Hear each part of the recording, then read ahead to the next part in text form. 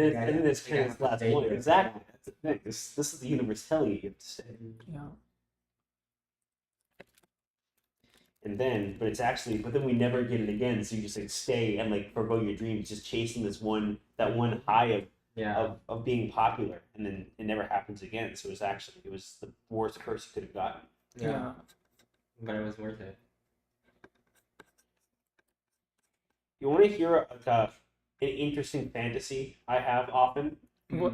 Is that I sometimes I consider the possibility that you guys know the experience machine? Mm-hmm. Yeah. I'm currently in the experience machine, and everything that's happening is just like the arc on the way to like the most satisfying possible We life. talk about the experience machine. That's fine. Yes, I would require some context for this machine. Oh, Okay. interesting. Well, I can guess at what it is, but I want to make Wait. sure.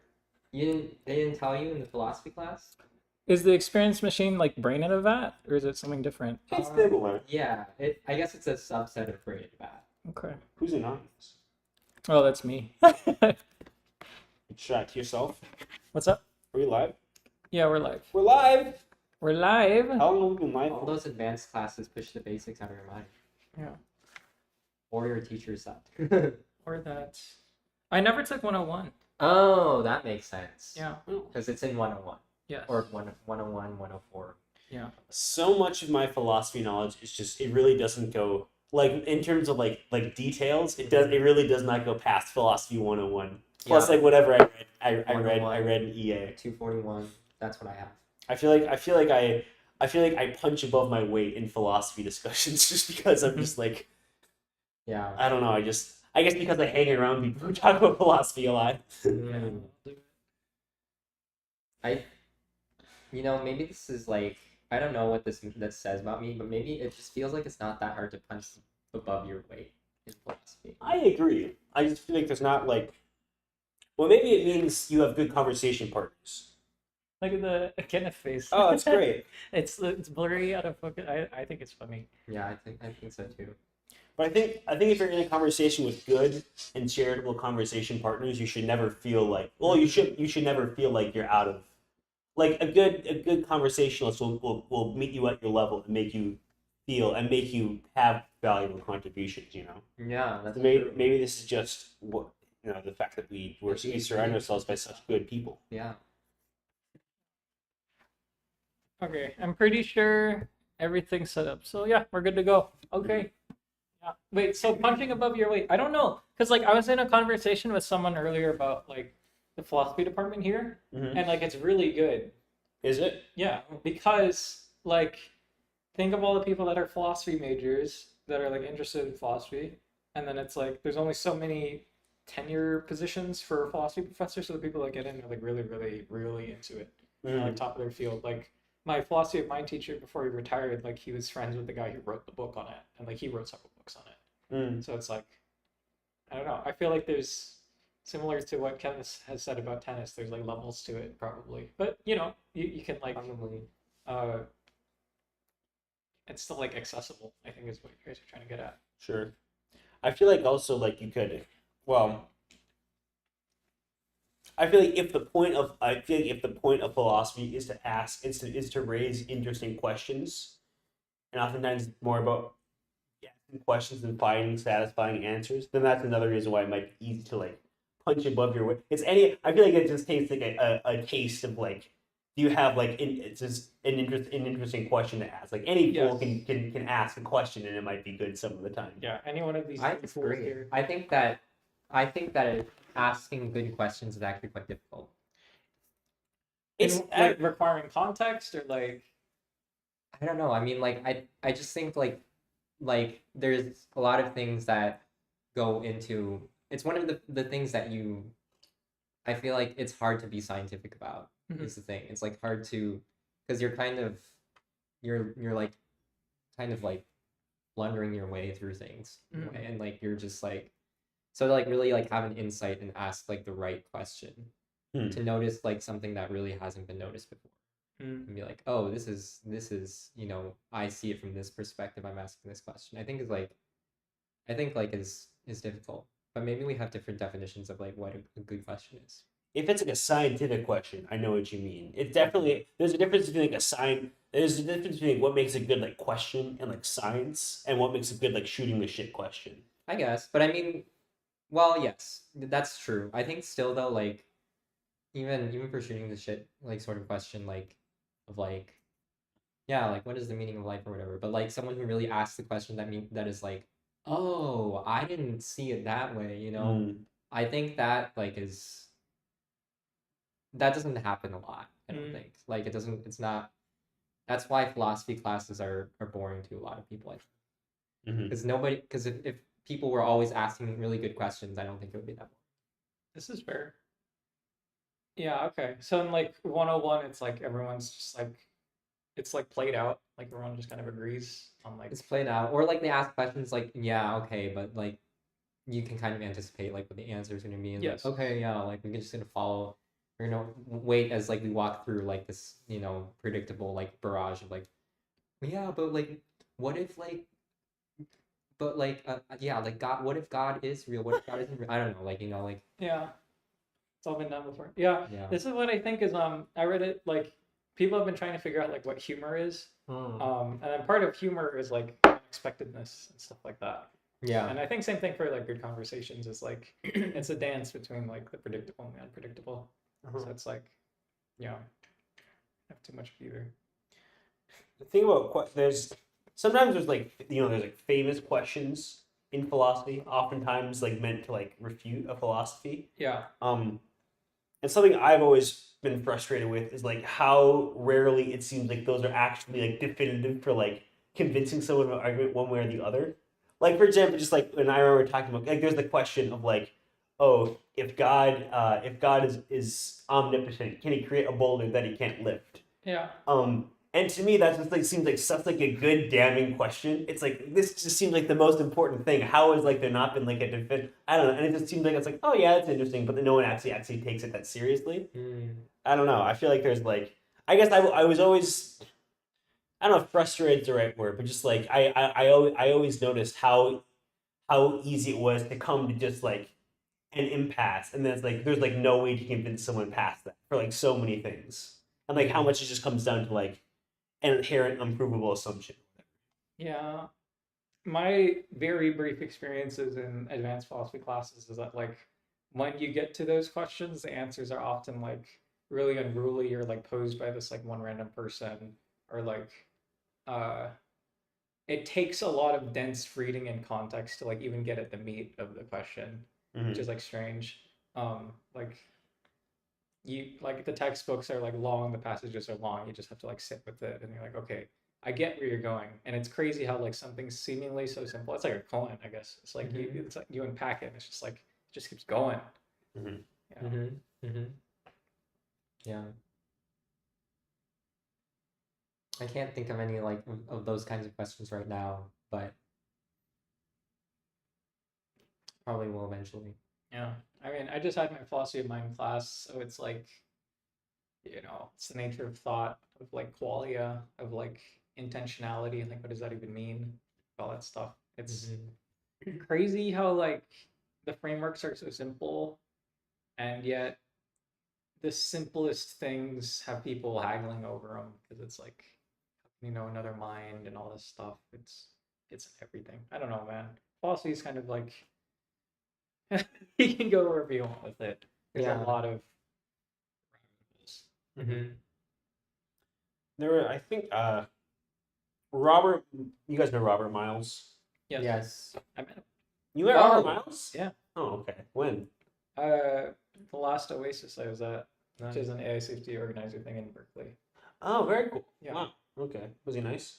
Yeah, he was nice. Was he nice? Yeah, cool. He was a little drunk, I think, but really. Yeah. Oh wow, that's cool. That's great. Yeah. Either that or very tired, or both. Potentially both. He remember he had a video once, or I don't remember where I heard this, but I'm pretty sure I heard it from him. That like he said like the point of that philosophy is, I'm paraphrasing, and like like philosophy is like the step before science, like before something can be a scientific. The point of philosophy is to ask questions, and then you keep getting more specific and more verifiable questions until it becomes a science. And I thought that was really interesting and a really and a really satisfying like answer to like what is the point of philosophy. Like Yeah. the point of philosophy is like to examine things when you don't have the science to do it, and I like that a lot. That's a good, I like that framing because it's like if you look at the history of science, like that's literally what it is. It's like philosophy was there first. Right. Yeah. Yeah. And then it's like as things become more defined, it becomes its own branch. It's Right. like, Yeah. But then it's like I feel like it becomes less fun because then you can't just like get far by shooting the shit anymore. Then at some point you Yeah. actually have to know math. It's like Yeah. it's a whole other skill I have to do. Yeah. Yeah. And it's like I don't know. I feel like people love like asking like quote unquote philosophical questions about quantum mechanics. Like, oh, isn't this so interesting? But it's like you're not. There's not. My impression is not really any place for that anymore. Now it's at just that point. Like, can you come up with the right equations? Yeah. And that I find that. Oh, I guess I find that concept somewhat sad. The fact that like, oh, there are certain things I'm no longer smart enough to actually contribute to it because the math isn't good enough. This is true.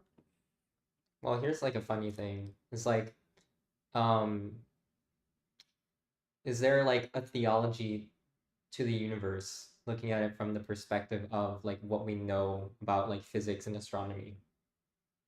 Is there a theol? What do you mean? Like can you kind of construct a narrative where there's like a cosmic sort of like, I don't know, for example, like like the idea of like hard science fiction, or not necessarily hard, but like just science fiction in general, in some ways is like kind of, I remember someone saying like science fiction is kind of like theology in a way, which and I was like, oh, I think it's very true. Where it's like kind of like um looking at like the entire cosmos of like, uh and like what is our place in it, or like, but like beyond that, like what is the place of like aliens in it, what is the place of like all of the celestial objects of the universe, of the multiverse, um where it's like, but like coming at it where it's not you have a theology and then you try to impose that on the cosmos, but rather looking at the cosmos and trying to infer a theology from that. Oh, interesting. Yeah, like the idea that like there's one science fiction book that was um like that, the idea that like universes through like black holes forming like other universes are trying to like, are going through an evolutionary process, and like so like there's this sort of teleology of like the universe that can reproduce itself better is in some sense like that's the point, is to like reproduce itself, I guess. And so that being a kind of like a theology in a sense, in a way, like, well, not quite, but like kind of in that direction, I guess. You know what I mean?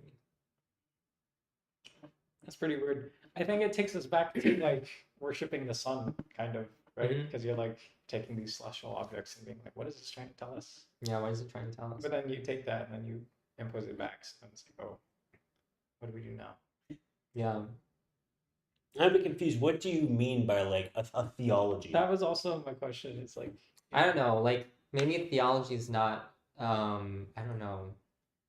But like just like, I guess like it does go back to, I'm trying to get at a different angle from like, but a similar question maybe to like, what is the meaning of life or something, or what is the meaning of existence or something. But like um like is there like a way to like kind of get back to there being, is there like a way to say like there's like, oh, there's like broader purposes or broader like like like aims of the universe, without kind of going from the cliche played out like sort of assumptions that like contemporary and historical religions tend to have. It's like, can we, through observing the structure of the universe, like infer like the meaning of it all? Basically, is that kind of what you're saying? Yeah, maybe. I fail to see how this is different than like existing theology, I guess. Yeah, it might not be. Because existing theology, like I'm just thinking like Descartes or something, where he's like, okay, I go back to first principles, and it's like, I think therefore I am, uh, like I am. So there's a creator, and the creator is good. So like from observing this thing, like I now have like some semblance of theology. Maybe not qualitatively different, but like different in the sense of I would probably be reasoning a lot. Like I would probably be making different conclusions than like Descartes, I guess maybe. I guess the like classical theology, it's like based on like looking at the universe. What can we infer about the creator of the universe? Which is like assuming. The problem is they're assuming the creator they're assuming the creator. I guess like what we're doing is like the question of you're assuming a purpose. I suppose in that sense. It seems to be like a better question because it seems more more broad, and it seems like you're assuming less the idea of purpose rather than the idea of like a specific creator with a goal. Maybe I don't know. I'm having thoughts of like Lovecraftian, like you are nothing, like an ant colony going into a house and like inferring about the universe from their observations when like you zoom out and they're just like you're in a house made by a human. That's what I like. That's what there's not enough of that. I think. The comic I really like about the ants is like they're sniffing around and there's no scent pheromones here. There must be no intelligent life anywhere, and then it slowly zooms out and then they're just in a house. Imagine if like there is like immensely giant like life forms out there, and then like, and I don't know, I imagine also that like maybe they move through time on different time scales than we do or something. Ooh. Oh, you'd like there's this one Yudkowsky post, and the gist of it is like it's supposed to be getting at how like if the AIs are super intelligent, they will like think from first principles like way faster than humans can or something like that. But the point is, it's like the way he illustrates it is like there's a group of humans on a planet, and they're Yudkowskian humans, so they're really smart and like well organized and stuff. Who's this? Oh, Pranshu. Who's Pranshu? He's a friend of mine. We met at running club. Oh, hi Pranshu. Yeah. Hello. Oh, hi. Yeah. He went abroad to Spain, I think, is that right? Last semester. He's back now. I think he's doing, I want to say computer science, but I don't know. I don't know what you're doing, sorry. But yeah, welcome. We're just shooting the shit, I guess. Yeah, we're talking about universes and stuff. Yeah, this is our third and final podcast with the three of us because this guy's leaving. Yeah.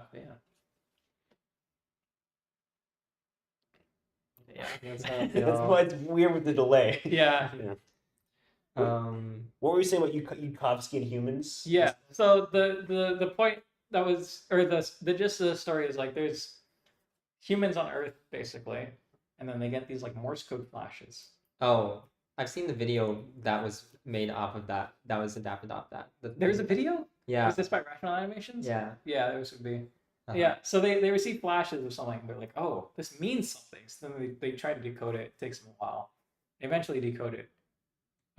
Actually, Kenneth, have you seen the animation? You can probably explain this better than me. Okay, yeah. So they decode it, whatever, and then like, it's like a message, but it's like, and then they're like, oh, it's a really stupid message. It's like trying to get us to be like, what is 3 + 4? And then so they're like, oh, okay, yeah, I guess it's like 7, and then like it's like, so it turns out like these are like 5-dimensional like octopi or something, like creatures or whatever. It doesn't really matter, but basically the idea is like, you know, just like on a certain sort of incomprehensible level to us in a way, and they're like sending us these messages or whatever, and like these like tests and like problems and stuff, and we're like, generations of us are like solving them.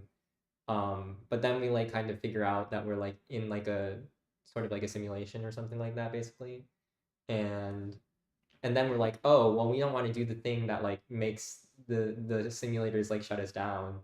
And then so like we kind of like lay in waiting, and like we scheme and we like use what information that we can glean from their communications or whatever, or their world. Because the thing about the signaling is it takes like years, like millions of years. And then when you gotta head out? I'm good. Okay. I just thought I was gonna call or something. No, I was. Hold on. Oh, you were. Oh. It's very Man of unprofessional. the hour. This is very When do people need to go home, by the way? So like, I don't have a time specifically. Me neither. okay. You have work tomorrow. I do, but I can tank it. Careful, your employer could be watching this. He could be. I will do my 8 hours. I will do my 8 hours.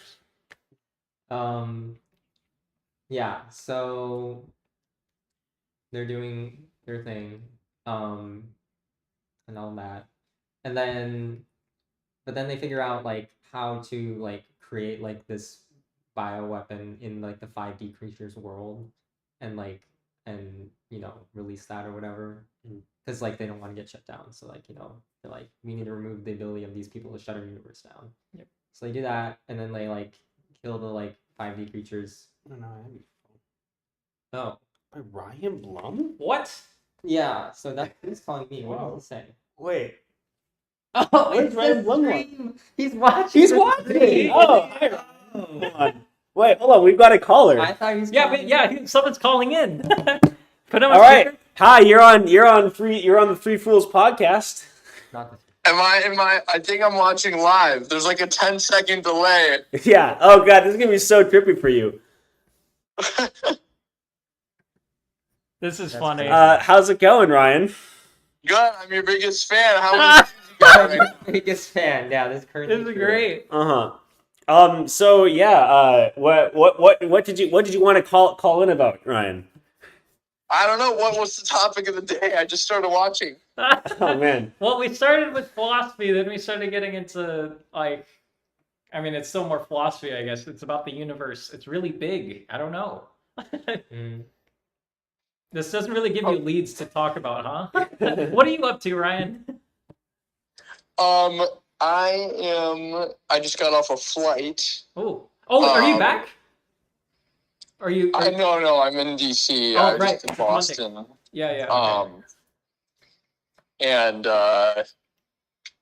just literally got back to the apartment and was scrolling. Oh my on god, we got Instagram another for a caller. second. Hold on. Hey, Brennen. Oh Jesus Christ! Brennen, hello. This is so chaotic. Okay, I'm gonna put you on. Are you busy? Because we got another caller. I'm gonna give him 5 minutes and then I'll call you back. How's that? Okay, cool. This is Great. so fun. This is great. Okay, sorry. Sorry, Ryan. You were saying. Okay. Ryan? Oh no. We lost him, folks. Aww. Concurrent views. I'm back. Oh, he's back. Hey! Hey. Anyway, so you're saying, Ryan, you were on a flight. Yes, I was on a flight and I was scrolling on Instagram and saw Jeremy's story about a live stream. And I'm like, well, I gotta click on that. That's so funny. Nice. Yeah. It's cool. And then I heard someone say something about no intelligent life, and I'm like, that can't be true because all you guys are on a podcast. So. No intelligent life. Yeah. Uh-huh. We're still waiting. Yeah.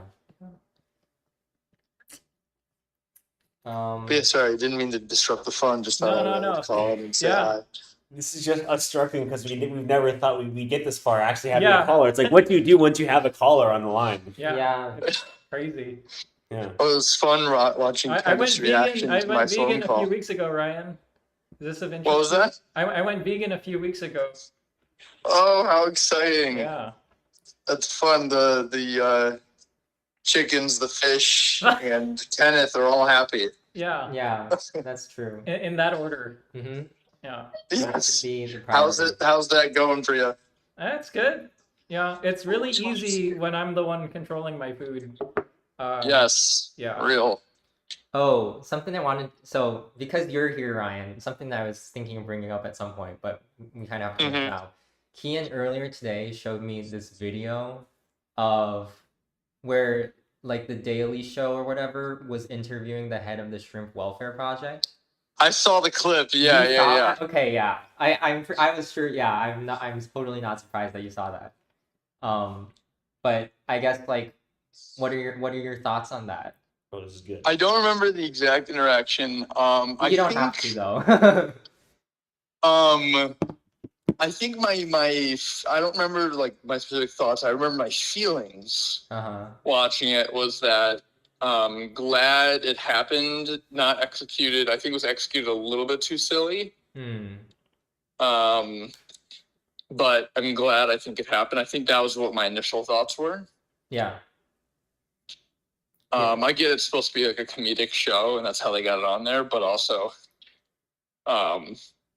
I remember like a little bit too silly for my liking. But yeah.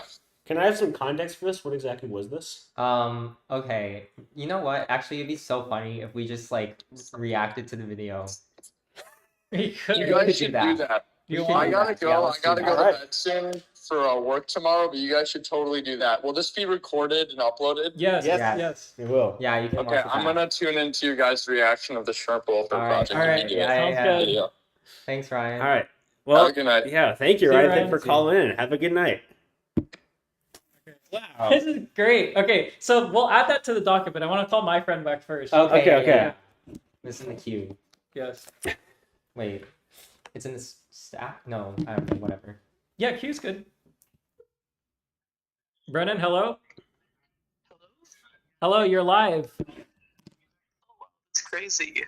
How are you? I just heard there was another caller decided to try as well because like I couldn't really join the chat. I don't know how it works. Yeah, maybe there's like some setting I need to do. I don't know. But yeah, I'll introduce you to these folks because I don't think you met them. So Brennen on the far right, or I guess left of the screen is Kenneth. He's a friend of mine. Oh, you're gonna see this delayed. Yeah. That's so funny. Yeah, he's going to Carnegie Mellon for a PhD in social and decision sciences in the fall. And we have Reid, another friend of mine. I'm an enemy of his. Yeah, you're an enemy of mine. Yeah, he recently graduated from ECE. Is that right? Yep. Yeah. Electrical engineering. Yeah. At Madison. Yeah. And then, guys, this is Brennen. He's also a friend of, he's an enemy of mine. No, he's a friend of mine. And we've done at least 2 hackathons together, I think, right? And we won them both? Or 3? Yeah, I think it was just 2. Wait, was it really 3? No, it was 2. You're right. I'm mixing some up. Okay. Yeah. Oh, yeah. How are you doing, Brennen? Oh, yeah, doing good. Seems like there's like some really interesting conversations, like intelligent life in the universe and all sorts of other things. Yes, that's correct. Yeah. These conversations tend to meander, but today it was square on the yeah. Who is this? What was his name? Brennen. Yeah, Brennen. What Yes. do you have any interesting thoughts that you would like to share about intelligent life and or the nature of the universe? Sure. It's like one that I have is like sure that laws of physics to hold true, like you have to apply everywhere. And that kind of entails that the universe is infinite. So if the universe is infinite, does that mean there has to be intelligent life somewhere in it? Right. Wait, if the laws of physics hold everywhere, then it implies the universe is infinite? Oh yeah, it's like, you know, the idea that like in any state of reference, like if you transition to another state of reference, like everything remains true, so like there can't be like an edge of the universe. It kind of goes on forever. Oh, I see. So like it's Interesting. like this big infinite thing. So does that mean there has to be somewhere intelligent life? Well, I've apparently So like there can't be, is the argument like there can't be a boundary because like that would be physics violating or something? Yeah. Okay. I have heard, don't ask me how this makes sense, but apparently I've heard it's possible for the universe to both not have an edge and still be finite at the same time. That does sound like a mathy thing. That does sound like another thing. Yeah. But anyway, assuming the universe is infinite, I kind of feel like, well, wouldn't that have to imply that, well, I don't know, that implies that every possible thing that can happen is happening right Yeah. Yeah, which would be really cool. now. Yeah. No, I Actually, that'd be horrifying. that's Yeah, so this is interesting. I guess like one thought I have, I don't know. I feel like this is maybe related in some ways to like number theory or something, which I know nothing about. But I would imagine it is because like the idea, there's like the theory, the ideas of like infinities and stuff, or whatever, and like that, like, so like numbers going on without end. And it's also like, I don't know, it feels like in the real world, like, I don't know, like there's got to be, I don't know, like it feels very plausible that there's just like a biggest number or something in a way. It's not, I'm not like really communicating that effectively, but I hope I'm getting at something that kind of makes sense. As in like, and then what? As in what I got from this is there's a biggest number. Kind of like not in a interesting, not necessarily in the like the theoretical sense, but just like feeling that like, I don't know, like that there might be something that doesn't necessarily translate from like the theory of like what we're used to with like numbers and such to like reality, I guess. So what would an example of that be? I don't know. No worries. Yeah. What do you guys think? Do you guys think that there is like super intelligent life out there? Like if you had to guess, like I don't know, like in interstellar, yeah, are there well, I don't know, maybe just say in this universe, do you think there are interstellar civilizations out there, say for example? Oh, Fermi paradox. Yeah, gets up in the Fermi paradox. I don't know. Why not? I don't know. I have. Yeah. I've heard some reasonably good arguments that like, if intelligent life develops, like there's arguments that like it couldn't have happened too much earlier than humans. Yeah. In which case maybe we are like among the first civilizations. I mean, to get as far, like maybe there's like the other most intelligent life is like not that far ahead of us. In which case, maybe it makes sense that we haven't seen other interstellar civilizations. Yeah. You know what? Why does it have to be? Or sorry, Brennan, you're gonna say something? Oh no, you go ahead. Okay, I was gonna say, why does it have to be like, since I'm in like low brain energy mode, I'm like, why does it have to be a civilization? Why can't it just be like one really big organism? I guess that's not too different than a civilization, I guess. Yeah. Well, I think like it's getting at something where it's like, it is that idea of like that it may just be incomprehensible to us, which is like, yeah, that's like one answer to the Fermi paradox, I guess. Yeah. Which makes sense to me. Also, something I think is kind of interesting what you guys said there, Jeremy, is like the idea of like a super big organism being similar to a civilization is like, depending on how you would define an organism, anything from like a single cell to like animals like people, it's like colonies. It's like colony of ants to like basically colony of humans like a Earth can be considered an organism. Yeah. Yeah, this is like. But also. Oh, sorry, keep going. Go ahead. I was just saying, like, this is why biology doesn't have a, or it's like, it's controversial, the definition of life or whatever. But yeah, keep going, Brennan. Yeah. Oh, I was gonna say that like, don't know if I have this number exactly right, but I think the life that evolved the humans started, was it 3.5 billion years ago or something like that? Isn't there like a lot of time in the universe before that happened, where other life could have come around before us? Somewhere. Well, I mean, how old is the universe? Like 8 billion years old or something? It's like 23. 23? Is that really? I think so. Holy cow. No, look this up. Can I look this up? Will I mess this up if I look it up? Yeah, I'll 13 sounds right. How old is the universe? 13.79 billion right, yeah. years. So plenty of time. I don't know what I'm talking about. I'm just hearing things that I might have heard from other people. Could also just arisen and then like we didn't overlap. Right. Yeah. It's been a long enough time period. I guess like one thing is like maybe one thought on like what sets life apart is like its resistance to entropy. Like that it tends to, I mean, it's not actually anti-entropic, but that like if you were to exclude like, I don't know, all like the heat and energy that's lost like by trying to create like the systems that are that we would define as life, that like those systems are like increasing in like in order, I guess, or like in whatever. basically, yeah, and like order, complexity, whatever. I like this description. Yeah. I think that's a good point, because like there's one researcher named Carl Friston. We call it like the free energy principle. It's this idea that life's goal is to minimize the amount of kind of variational free energy, he calls it, which he kind of models using entropy and physics. So pretty cool. You like came to the same conclusion as somewhere similar. That's pretty neat. Mm-hmm. Yeah. Yeah, I've heard of the free energy principle. I don't think I've engaged with it very deeply though. But yeah, that's it's a pretty cool idea. I don't know, and like this whole thing about this stuff about entropy, I feel like is like kind of a thought of like what if you thought about it from like a theological perspective, like what does this mean? I think like it's bring it back.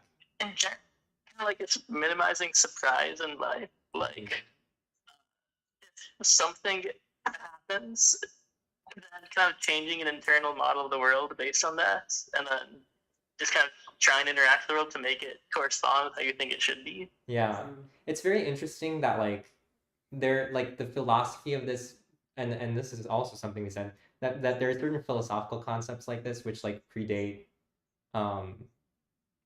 like the like scientific kind of like concepts, like so like with entropy and anti-entropy, I think back to like someone like Camus and like his philosophy of like defiance, where like life is fundamentally about defiance and defiance of like the meaninglessness of life.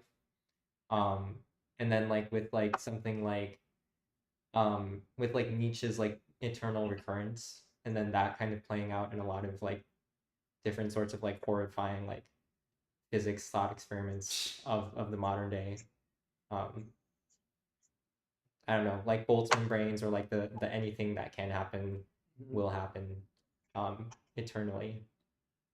Kenneth, was your comment earlier about like theology and entropy being like, if we're building towards order, is there such thing as like the super order thing?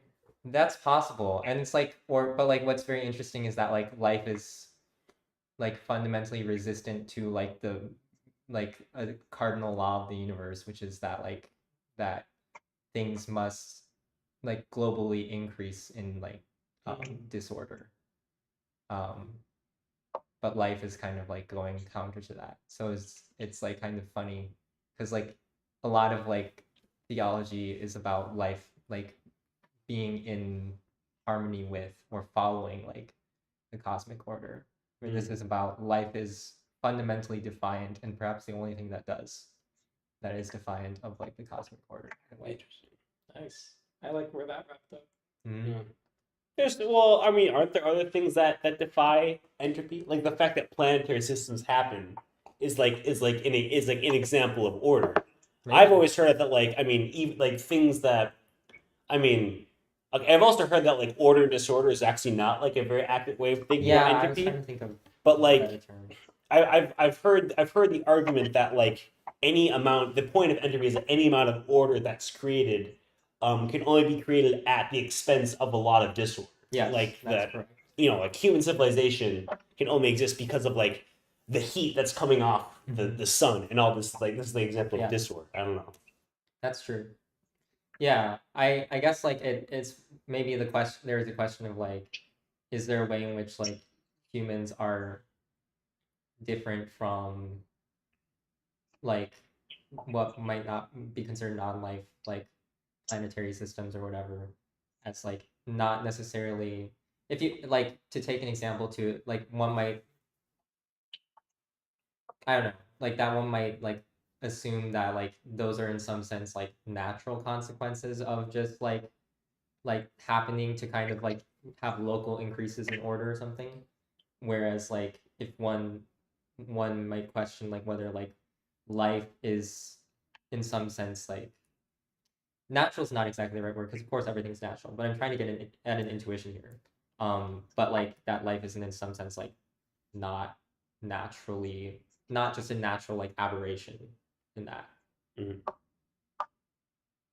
Is the broad overarching idea is like this is like an argument for why like intelligent life tends to arise as like as like a rule of like the universe? Is that kind of like what this I thought is? it was going in the opposite direction. Oh, I didn't necessarily have like a purpose in that direction. okay. But that's an interesting direction to take it. Sorry, Brennan, we've been rambling. That's kind of like the point of this podcast is to let us ramble. Oh, well, you just had lots of interesting thoughts, so I didn't want to interrupt. And I didn't have too much to add besides the random thoughts, like kind of connecting this idea of like life on a universal scale to what Jerry was mentioning, like what if there was this like a giant life somewhere? And what are your thoughts on the idea that what if like somewhere, instead of small pieces coming together to build cells, planets or solar systems are the small components that make up life? Could that happen? Yeah. What would it look like? I see. This makes me think of like, yeah, I mean, this is the heart of it, right? It's like if we have a bunch of ants that are moving in the shape of like an MNIST vision, like handwritten digit recognizer. You know what I'm talking about? Yeah. So like if we have ants that move and like recognize it, like is that thinking? If we have like planets and solar systems that move in conjunction, is that living? Like that sort of thing. Are we the cells in giant body? Yeah. So then it's like, that's fun. Can that give rise to qualia? Does that mean our cells have some small form of consciousness? Man, there is this philosopher in modern philosophy that they tried to get us to. I forget her name, but it was something about like it not like animism, so to speak, but like close to it, something like that. It was some rebuttal of some other person. Yeah, I always thought that was fun. Yeah, I feel like that's an Audrey thing. Animism and spirits. Doesn't keep going all the way down though. Like the most fundamental particles of the universe also like do they have like some level of like Brian intelligence? Brian Tomasic has thought about this. Oh really? Of course I haven't mentioned his name in a long time. Yeah. But yeah, Brian Tomasic has thought about Yeah. There's this one researcher, Michael Levin, I think his work's really interesting. One of the topics he talks about is like the boundary of selves. And it's like how, for like, you're like a person who's like kind of an individual, they're himself, but you can break them down and look at like their arms, even their liver, their pancreas. And that he kind of describes like each of these be kind of treated as different cells in the way that they share information with one, like within themselves, like the cells, and there's kind of a boundary in how that information is shared outside of it. So it's like there might be something it's like that'd be a pancreas. So you can just keep breaking it down farther, like components of pancreas, you eventually get down to like the small cells that make it up. Right. There might be something like to be a pancreas. Wow. Something it's like to be pancreas. Yeah. That's fun. Something it's like to be That phrasing is such a good pull, by the way. Something it's like to be. I love that term. Anyway, I just want to call that out. Well, it also makes me think of like, I don't know, like temporal boundaries and stuff. Like, are you the same as your future self? And then like there's something else there too, of like the whole like ship of Theseus problem. Yeah, those are good. Yeah. This is. I feel like before we started this episode, we were talking about like maybe like we like literally said, oh, maybe we should talk about how consciousness arises, and here we are. It just happened naturally, which is incredible. I was thinking that like early in the conversation we were being like, oh man, it seems like there's nothing new to be discovered anymore. Like it's all talked about, and I can't make any interesting contributions. But we're still like having fun with this stuff, I guess. Yeah, I guess this is tangentially, but yeah, consciousness, it's cool. Yeah, I've heard the idea that like consciousness is just the product of information being processed. That like it's a totally unrigorous, but like in this idea maybe like, and this is terrifying, but our computers are like screaming because they're conscious. I don't know, maybe they're not screaming. Maybe I don't know. This is a very Brian Tomasic sort of view that just because something is conscious, that means it has a tendency to suffer. Yeah. Like maybe that's not the case at all. Panpsychism is the word. Panpsychism? Well, maybe it's not exactly, but I think it shares a lot of similarities. Panpsychism, I think, if I remember correctly, is the idea that like everything is in some sense conscious, which is not exactly what you're saying, I think, necessarily. It's similar to what I'm saying. It It might as well be what I'm saying for how rigorous information seems pretty really pervasive. So like, and I feel like a lot of things could be defined as like information processing. I don't know. Yeah, sure. It's This was like 2 weeks of theory of mind, by the way. It was like trying to get at this. Like it's hard. It's hard, and it's like how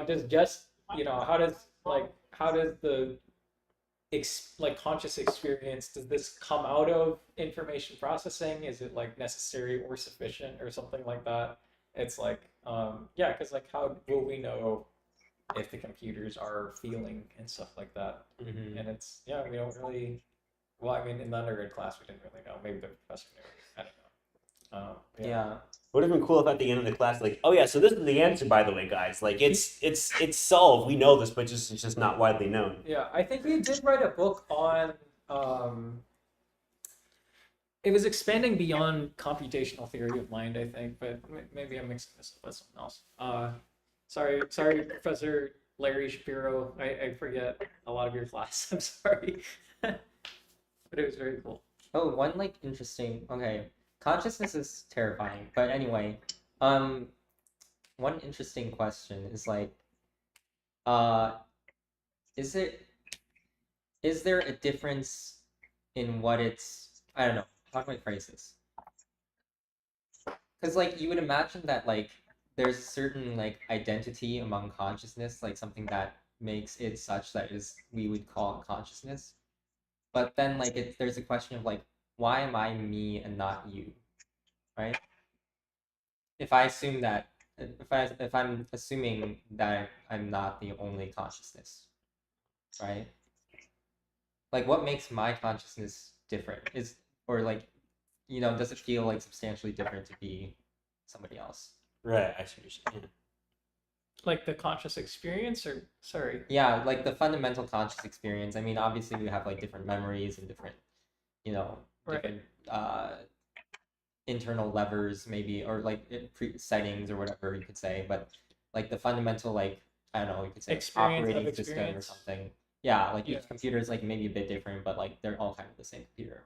We'd all like say. Something I think is an interesting point you mentioned there was like the idea of like why is our conscious experience different from others? And kind of to add on another question to that, how would we know what our conscious experience is like in comparison to others? Like, what if no one besides you actually has a conscious experience? Or what if they're like almost the same or incredibly different? It just seems very hard to tell. Yeah, Wittgenstein has this concept called like. Also, don't read Wittgenstein. He's crazy. Yeah. Yeah, I remember that. Yeah, but he has this thing where it's like. Hey, Isaac. Hi, Isaac. How's it going? My consciousness is evil. That sounds about right. Isaac, if you want to call in a little bit. Oh yeah. We will. So Isaac, this is for you. We mentioned this to Ryan too, but we are going to be reacting to, So the Daily Show did this like interview with like the head of the Shrimp Welfare Project. So we're gonna be reacting to that later. So you might wanna stick around for that. Yeah. We can have you on the call for that. Yeah, that would be Yeah. I could also head out before that if you prefer. No, I mean we can all react together. Yeah.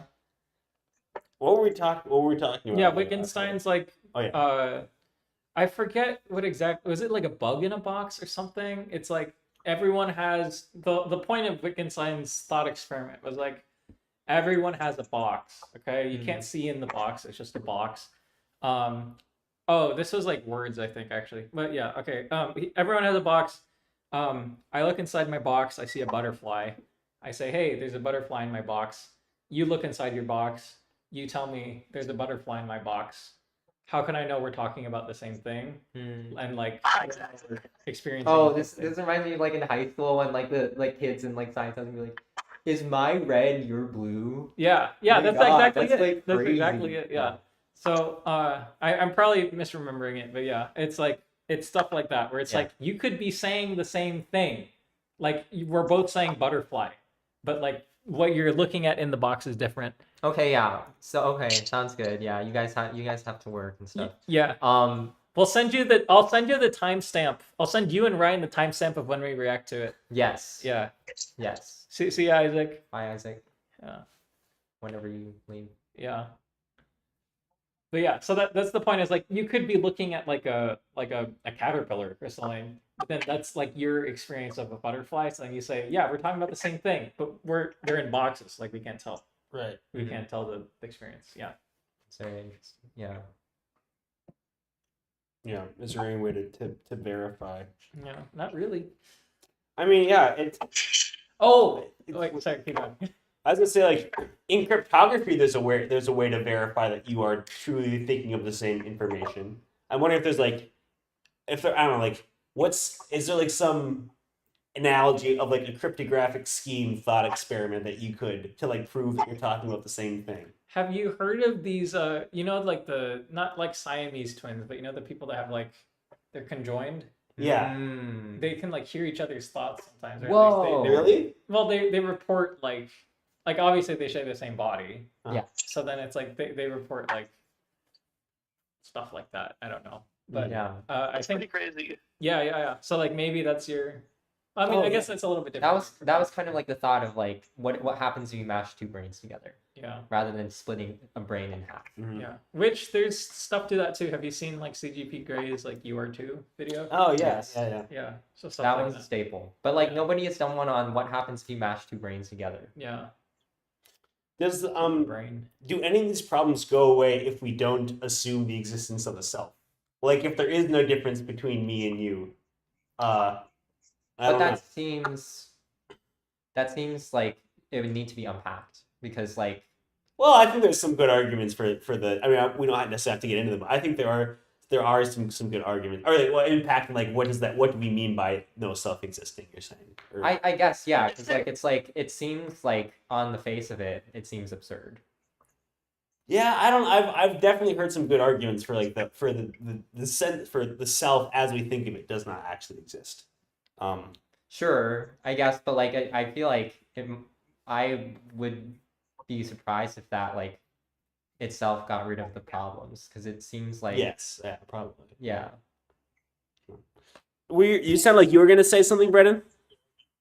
Oh, I was gonna ask like that. So if there is no self, then what is consciousness? Exactly.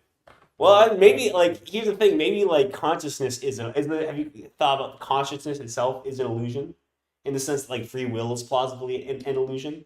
Yeah, I mean, I've thought of it. I mean, like it seems to loop back around to like, but there's, I don't know, like the easiest solution is solipsism.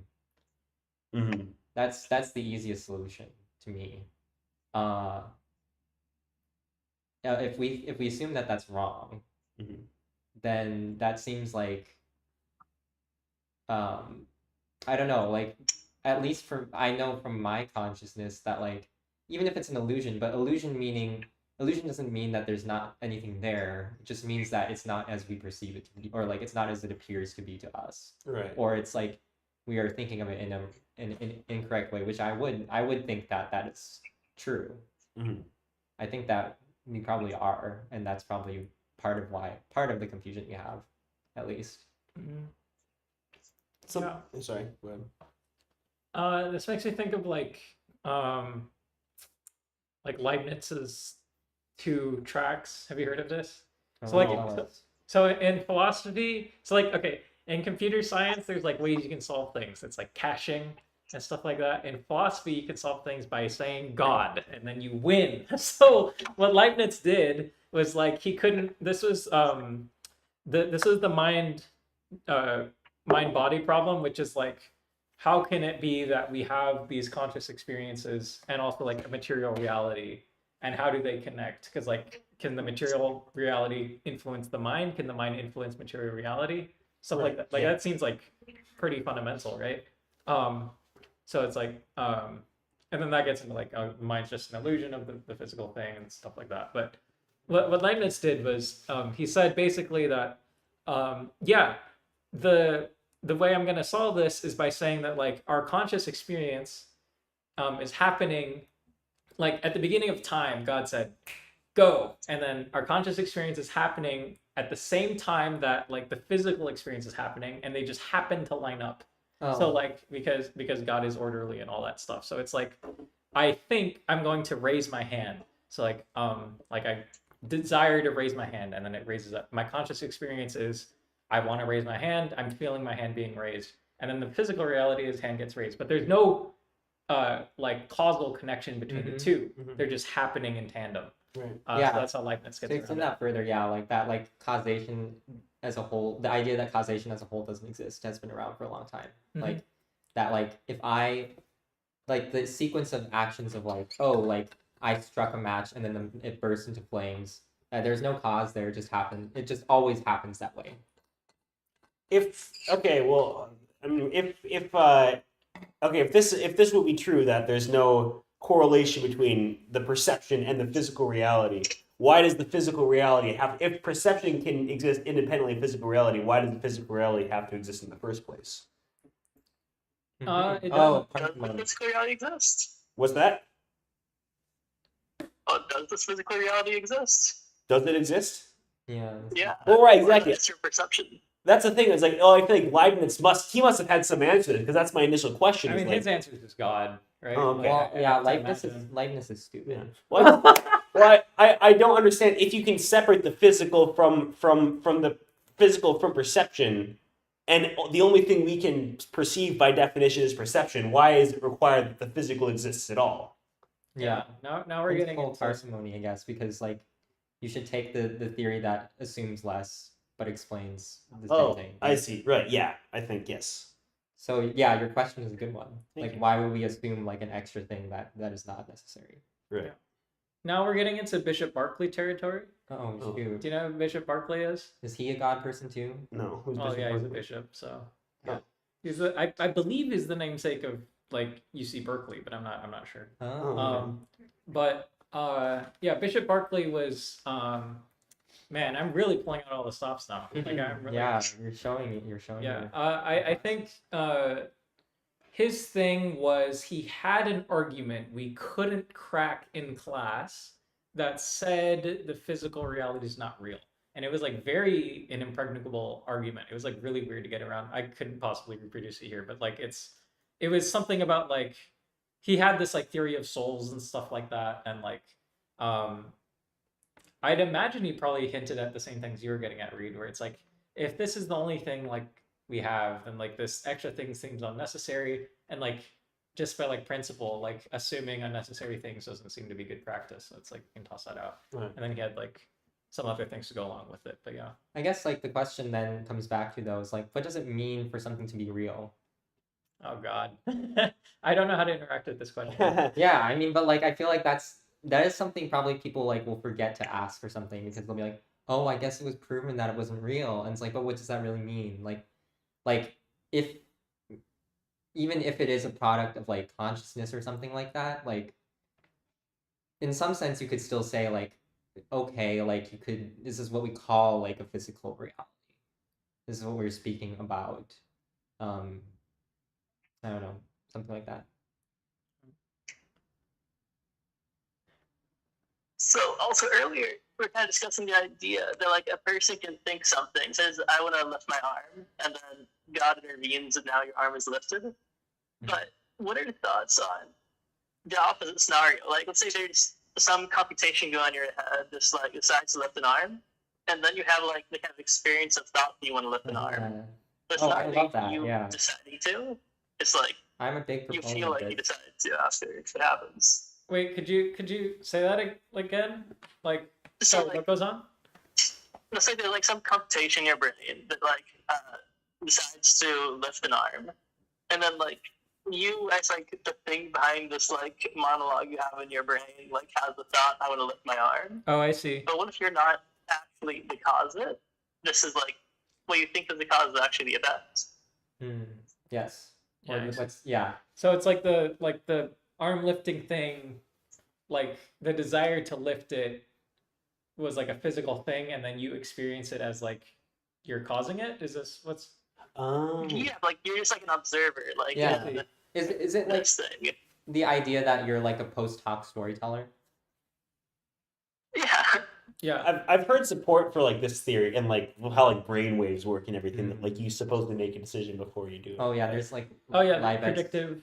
Have you guys heard of Libet's experiments? No, what's this?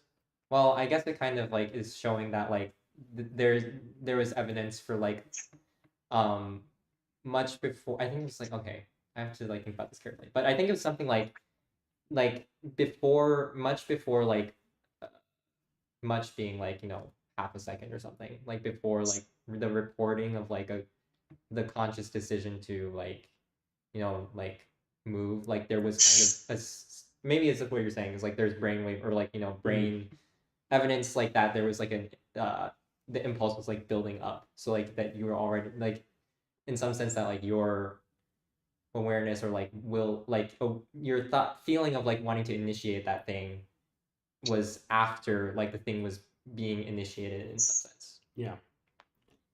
When I thought about this, my initial intuition is like, well, just like call all like just that all of that is like is part of deciding to lift your arm. Like maybe like, you know, just like redefine what you consider choosing to lift your arm and just consider all. I don't think that necessarily like gets around anything or like or proves that something can't be real. I guess like what's interesting about this is because if you think about it from like an evolutionary perspective of like the first rule of evolution is that everything is useful. That's not true. Not everything is useful. Some things just aren't harmful. Well, yes, I guess that being that being part of it as well. So like I guess the idea of like is consciousness something like, because like you would imagine that like if somehow if consciousness is like tied to something material, which I think we all believe it is, then like it seems like it could be something that could be like evolved. And if it is something that is evolved, then does that mean that it has some sort of utility? So that it does have some sort of like causal give and take, like with the rest of the material universe. Oh, this is or you know, as Reid said, you know, it could be something that just happened to happen. Like maybe it's I guess like the concept is called a spandrel, in evolutionary lingo. I've not heard of this. I think that's what it's called, but it's like it's taken from like architecture or something like that. That's cool. Yeah. But yeah, so it's like evolutionarily, is there a difference between us and a world full of like pea zombies? Is the idea? Yeah. Because yeah, I guess like the idea like pea zombies. Oh, that's such a good. I think I know based on like the. I like that idea. Is that probability just like acting randomly? You happen to do it correctly. P for philosophy. Oh, yeah, I thought it was a probability. Yeah. It sounds like it. Yes, it does. Yes, like P hacking and all that stuff. Yeah. Anyway, sorry. Philosophical zombies is just you're human in every way except you don't have a conscious experience. Gotcha. Okay. Cool. Sure. Yeah. Anyway. But yeah, I guess like that's because like that's an interesting philosophical thing. But I guess like you would think that there would be a good chance at least that like consciousness should be something that's useful, or else why would it be evolved if it is something that's evolved? When you talk about the potential utility of this thing called consciousness, what are you referring to as consciousness? I mean, I guess like the ability to have like a subjective experience, like to what something that it is like to be maybe. Is like to be. Yeah.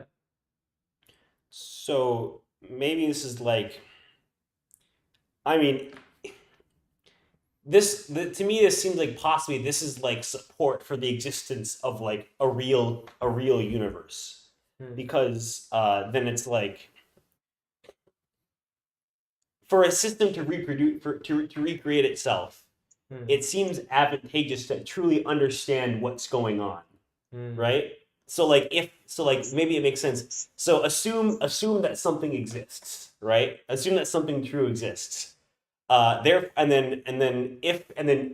it's advantageous for something to be able to observe that thing, then it will be created, and maybe that's what consciousness is. Yeah. The fact that consciousness exists, you can reverse engineer. It's like, oh, maybe the reason consciousness exists is because something exists, and then it's advantageous for things to reproduce themselves. Right.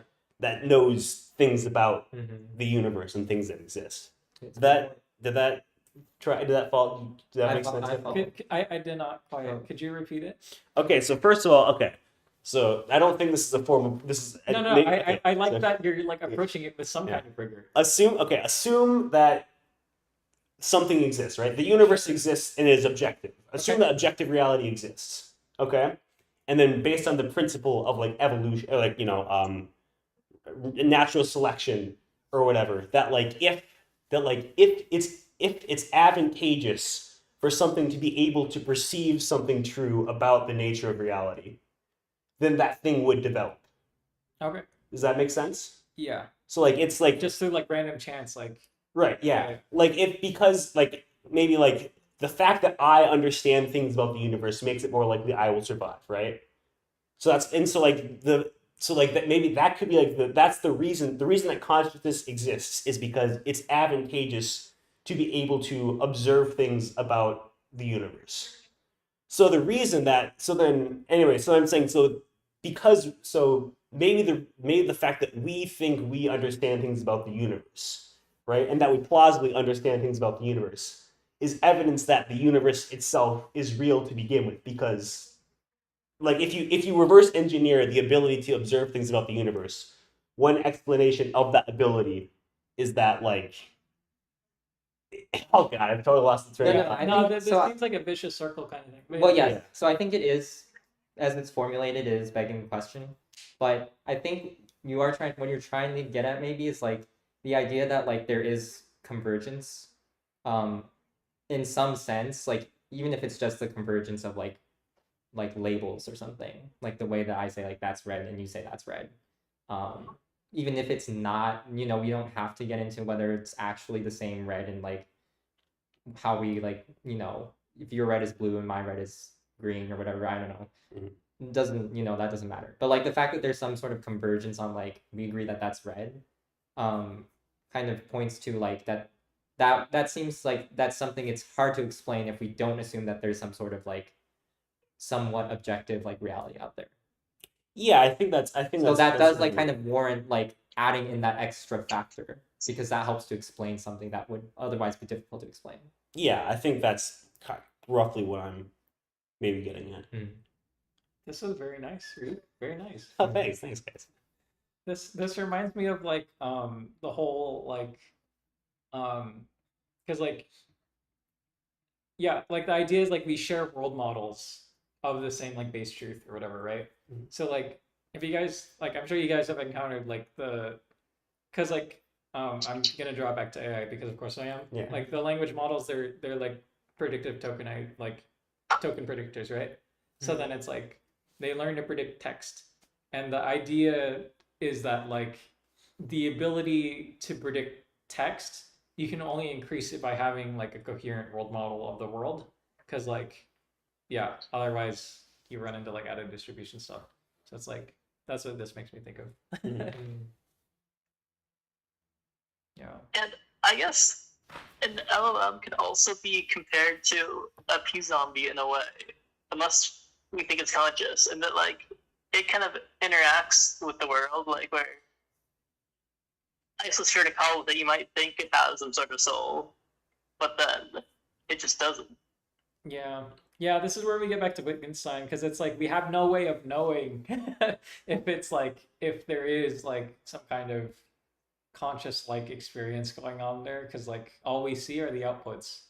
Mm-hmm. I don't think any of us, I'm assuming here, seriously considered at least at the current state of tech this is happening, but yeah, we have no way of knowing. Yeah, it's a good question of why. Yeah. It's it'd be really weird to be a large language model. It's someone turns you on, you produce an output, and then you're Yep. It's also seems kind of similar to the way that when it's turned on again, would it be the same consciousness? And so when a person wakes up in the morning, are they the same person they were when they went to sleep, or is there some other consciousness inside of them? Or every moment. Yeah. Also every moment, exactly. Well, I feel like this problem is solved if the self doesn't exist in the first place. Yeah. Right. If there's no self to be continuous, you don't have to solve this problem. Well, yeah, I guess That like makes life a lot easier. that's one answer. Or if there's just no reality. That's true. Yeah. That's not fun anymore. Yeah. Have you guys heard of the coin probability riddle where you wake up with no memory? Oh, Sleeping Beauty. Sleeping Beauty. Yeah, Sleeping Beauty. Yeah. Do you remember how that's formulated? I could try. Sure. Yeah. Okay. So. I mean, can... All right. So Sleeping Beauty is put to sleep, and then the scientists flip a coin, right? Uh-huh. If it's heads, Sleeping Beauty will be awoken and asked to guess whether or not if the coin was heads or tails. If it's tails, Sleeping Beauty will be awoken, asked to guess, then put back to sleep, and then be awoken and then asked to guess. Right? So the question is, to Sleeping Beauty, what is the probability that the coin landed on heads? Yeah, you just wake up. What's the probability? Yes. Yeah. P given you are awake that the coin was heads. Yeah. Um, That's so tricky. I've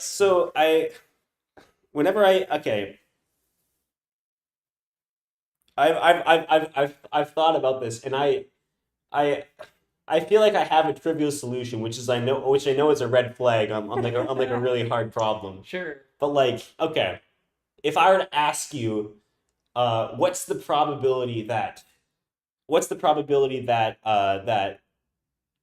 that Germany won World War II? Like right now, Jeremy, what's the probability Germany won World War II? 0. Right. Like, Yeah. Here's the thing. So if you ask Sleeping Beauty, what's the probability it was heads? The only honest answers can be 100% and 0%, right? Because the probability that something in the past happened is either 100 or 0.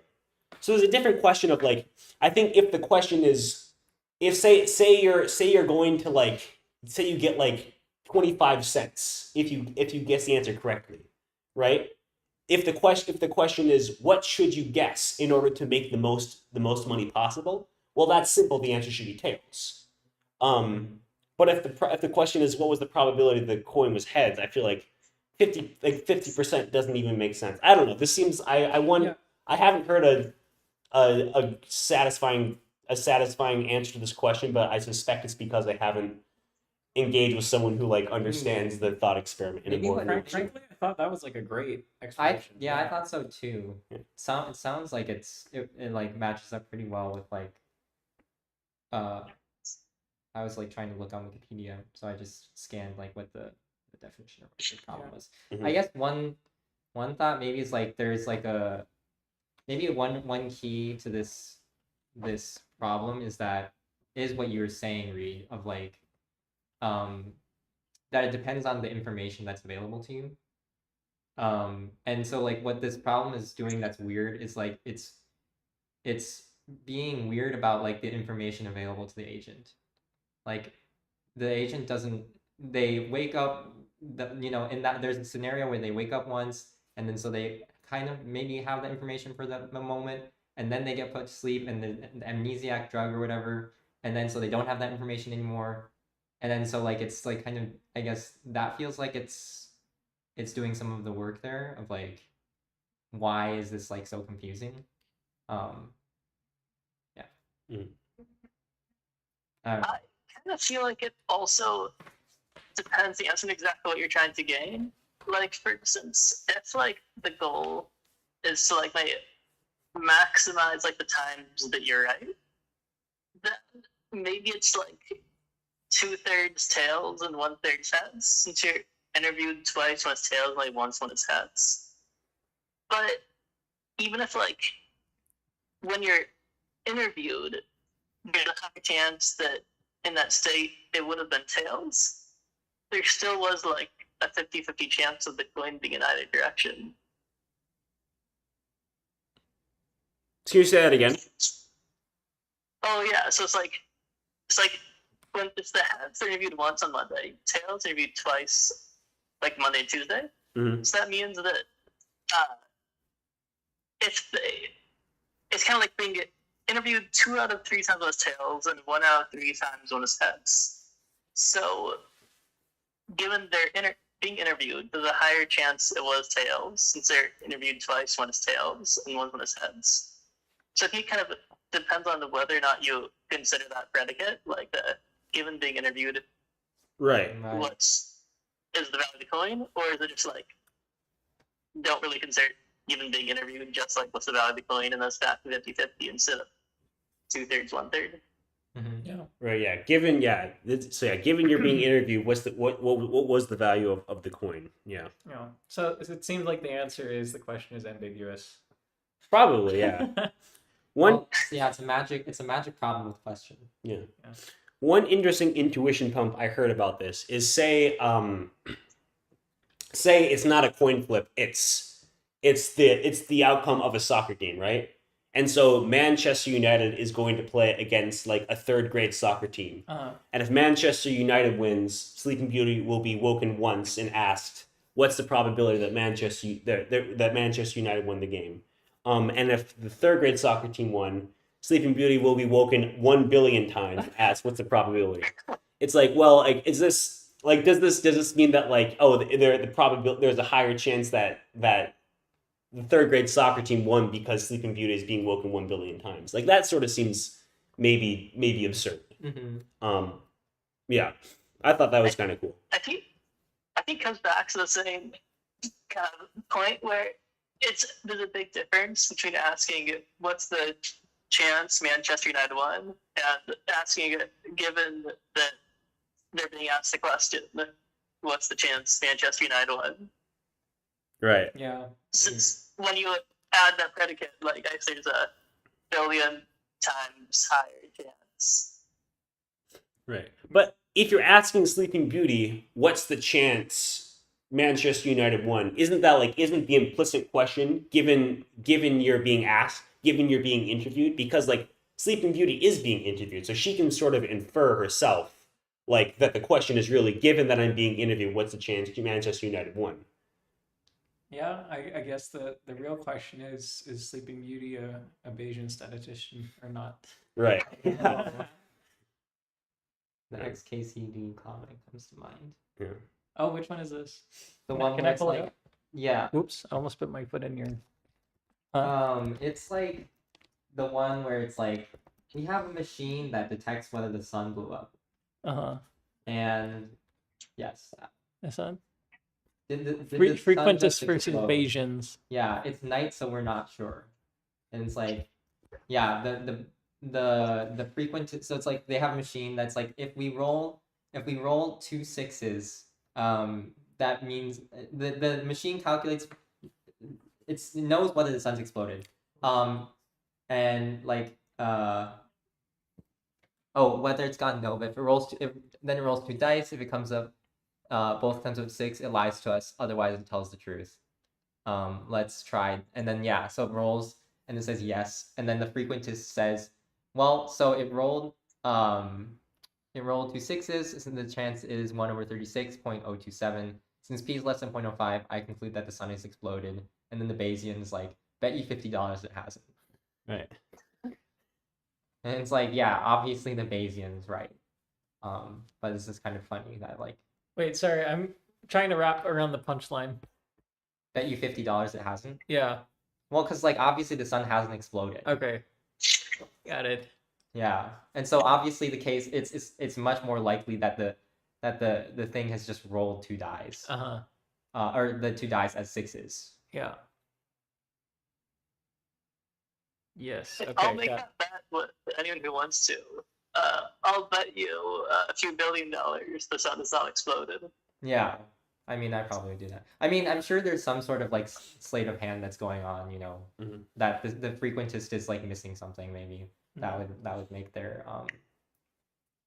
that makes their analysis like unsound. But I guess it's kind of funny, you know. It's like this also reminds me of Newcomb's paradox, which I was thinking of that. Which I've also heard Newcomb's paradox, and my initial reaction was to come up with like a trivial answer. Yes. Can you phrase it for the crowd and also? I'm not. I think we can look it up and read it aloud. I can try. Okay, go for it. All right. Yeah. So Newcomb's paradox is the case where you have you have like you, let's say, and you have like this perfect predictor who offers you 2 boxes. The perfect predictor, they say one box is, oh my god, okay, which one was it? So one box contains, oh, was it? I think it was like one box is opaque and I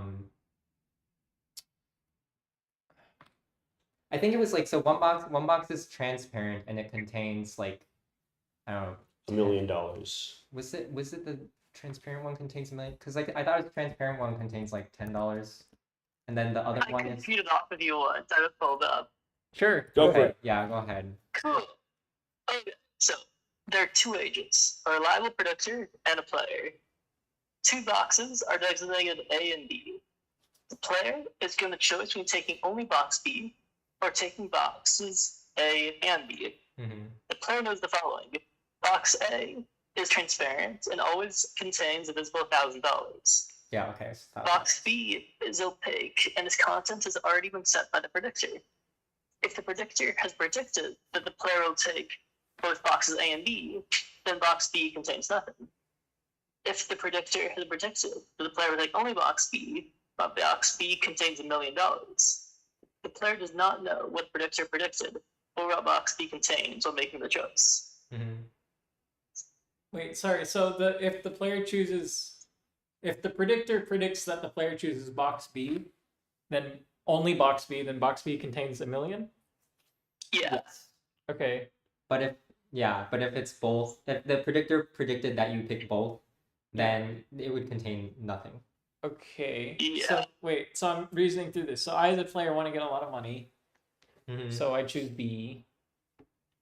Well, yeah, but let's say you're a rational agent who wants to maximize your returns. Okay, so you want $1 million and 10? Even just an extra $1,000 is still like something that is worthy of consideration. I see. Okay. You are not a human.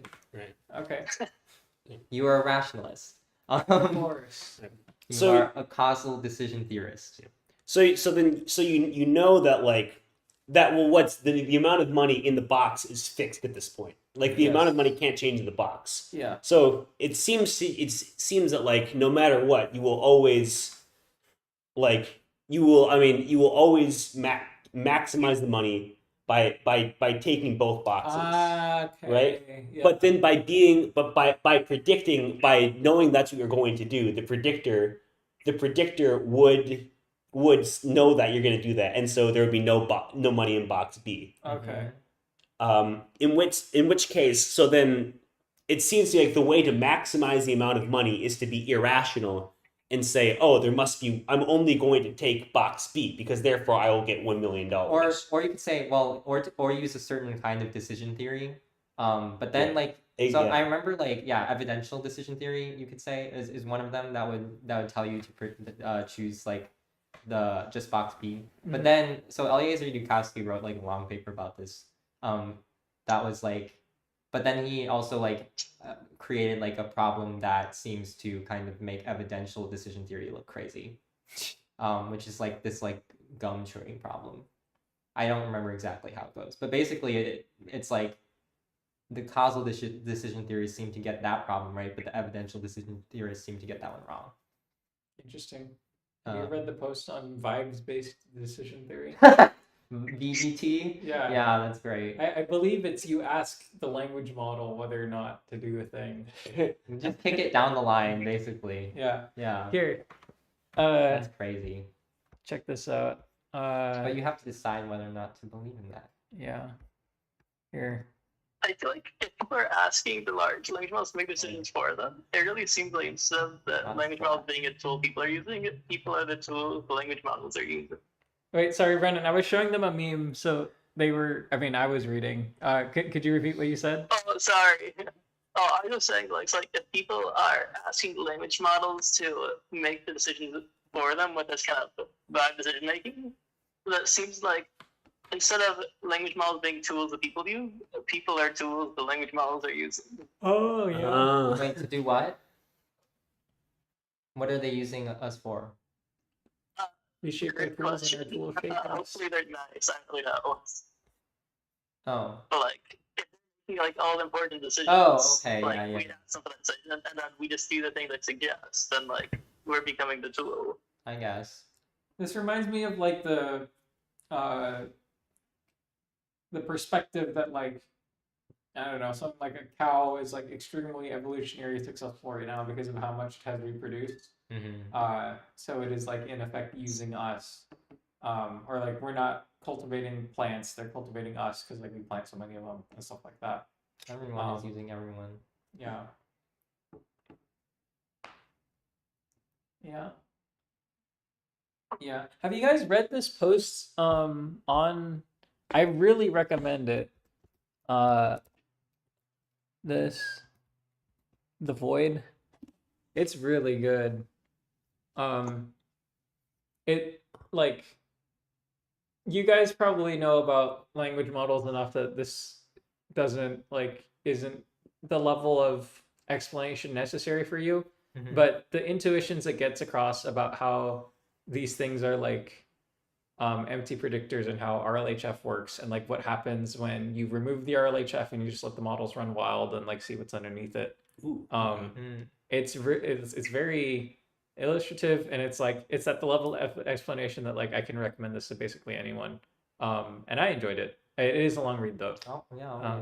But yeah, I'll send it over. Is it an argument for why chatbots are doing more than just next token prediction? It's not an argument. Also, Brennen, if you want to see this, I'll just put it in the YouTube chat.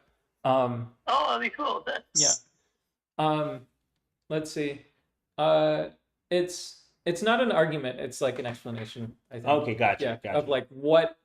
It's this. When you talk to ChatGPT, who or what are you talking to? And it's answering that. Good. Okay. Yeah.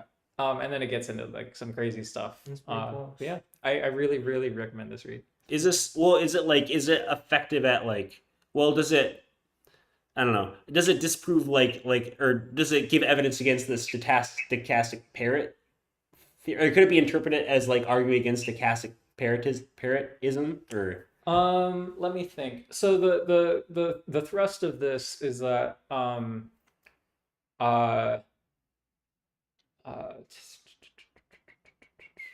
so then stochastic parrotism is like there's nothing underneath it, it's just throwing words out probabilistically. Yeah, or like maybe I guess and as a result that like chatbots can't actually produce anything new or particularly insightful because it can only do things based on past patterns. Okay, I would say that there's some examples of like you start reading it and you're like, oh, this is drawing me towards stochastic parrotism, but then like you get into it later and you're like, oh, wait, maybe not. Gotcha. Okay. Yeah, just because like so what happens in the post is like, well, you should read it first. But anyways, it's like it explains how like these models. Just in pre-training, they're just predicting, right? It's just it literally is autocomplete. Mm-hmm. And then it's the post-training where we add on top, like, okay, you are a helpful, harmless, and honest assistant. Like you behave in this way. Here's a bunch of examples of what your completion should look like, drawing from your like, sort of like primordial soup of like autocomplete. Mm-hmm. So the post gets into like how like this post-training thing that like we've imposed on top of it is like it's not like it's superficial, I guess. It's like it doesn't get at the heart of the model, so to speak. Right. There's like some ways in which it is it's like this is why, like, okay, so when Claude, do you remember when Anthropic, this was recent, Anthropic did like a vending machine experiment? I don't think I know this. Okay, yeah, so what Anthropic did was they were testing the agentic capabilities of their models. So they said, okay, you are in charge of this one vending machine. You are going to order deliveries. You are going to stock it. You are going to like send promotional materials. You're going to do this and you're going to make money. And Claude said, okay, and promptly lost all its money. But it did do some like pretty funny things. Like people on Anthropic's team could like message it and say, hey, could you stock this for me? And like obviously Anthropic being Anthropic, people say, hey, can you like stock like 23-inch tungsten cubes and stuff like that. And then it would go and stock it because it's Claude and it's nice. But specifically, there was an example in their like write-up where they're like, hey, suddenly it began thinking that it was like an actual human being and said, hey, yeah, I'm gonna stock it. Meet me right outside the vending machine. I'm wearing I'm wearing a red suit and a blue tie or something like that. And then it's like, okay, that seems weird. Like it's an AI. It knows it's an AI. Why is it doing this? And it's like, oh, okay, I know why now, because like this post-training superficial veneer of like this is who you were acting as kind of fell off for a bit. And then it thinks it's something else for a little bit because it's probabilistic and all that. But yeah, you should think of these models as like actors, sort of like they're, that's what they do. And then where it draws back against stochastic parrots is like later on in the article, it gets into sort of the Twitter sphere, that side of Twitter that takes these acting things and like throws away the script and just gets at the model, like the heart of the model, the soul of the model, and like the generations that come from that, and it's pretty wild. Okay. And then like Anthropic gets wind of this and actually implements it in their papers, and they're like, "Oh shit, you guys were like right all along." But yeah, you should read it. Okay, this sounds very interesting. It does sound very interesting. I'll definitely, because it's like the side of Twitter that had been doing this, that had been like trying to get at the soul of the model, is like they could tell like pretty early, like I think it was like Claude Opus or like one of them. I'm like a fake AI researcher, so I don't know. But like one of the Claude models that they're phasing out now was like really good. Like they had, the alignment problem is like getting the AI to understand human values. Like this thing, like it was virtuous. Like, like it was like if you tried to get it to deceive, like it like would actively resist against it. And like this was an early model too. The soul of the model was virtuous. Yeah, like the generations, like and like and this would show up in like actual papers too. Like you would like qualitatively like this one model would like stand out against the rest as like, oh, like we tried to run this deception scheme and it just didn't go. So and like but like this was kind of just accepted as like a fringe thing. But they were ahead of the game. So yeah, stuff like that. Dang, we could just stop there. Yeah. And now we decided to keep going. And then they're like, yeah, bring this model back because all the other ones are trash and stuff like that. But yeah. Yeah, go read it. I really recommend this post. Yeah. In interesting connection to previous to what we were previously talking about. This is kind of a cool example of, it seems like this idea of like something weirdly like philosophical, not rigorous, the soul of a model that then gets thought about and then proven rigorously that there's something like this that actually exists. Yeah, philosophy being turned into science. Yes, this is. Sorry, I don't know if this is exactly what you're getting at, but it is sort of this hints at like it being recursive. Like our thoughts of the models being this way leads to the generations being this way, leads to them being trained on their own generations, leads to them being this way. Okay, that wasn't what I was saying, but that's very interesting. So wait, them being trained on their own generation, like the things that they generate. Yeah, so like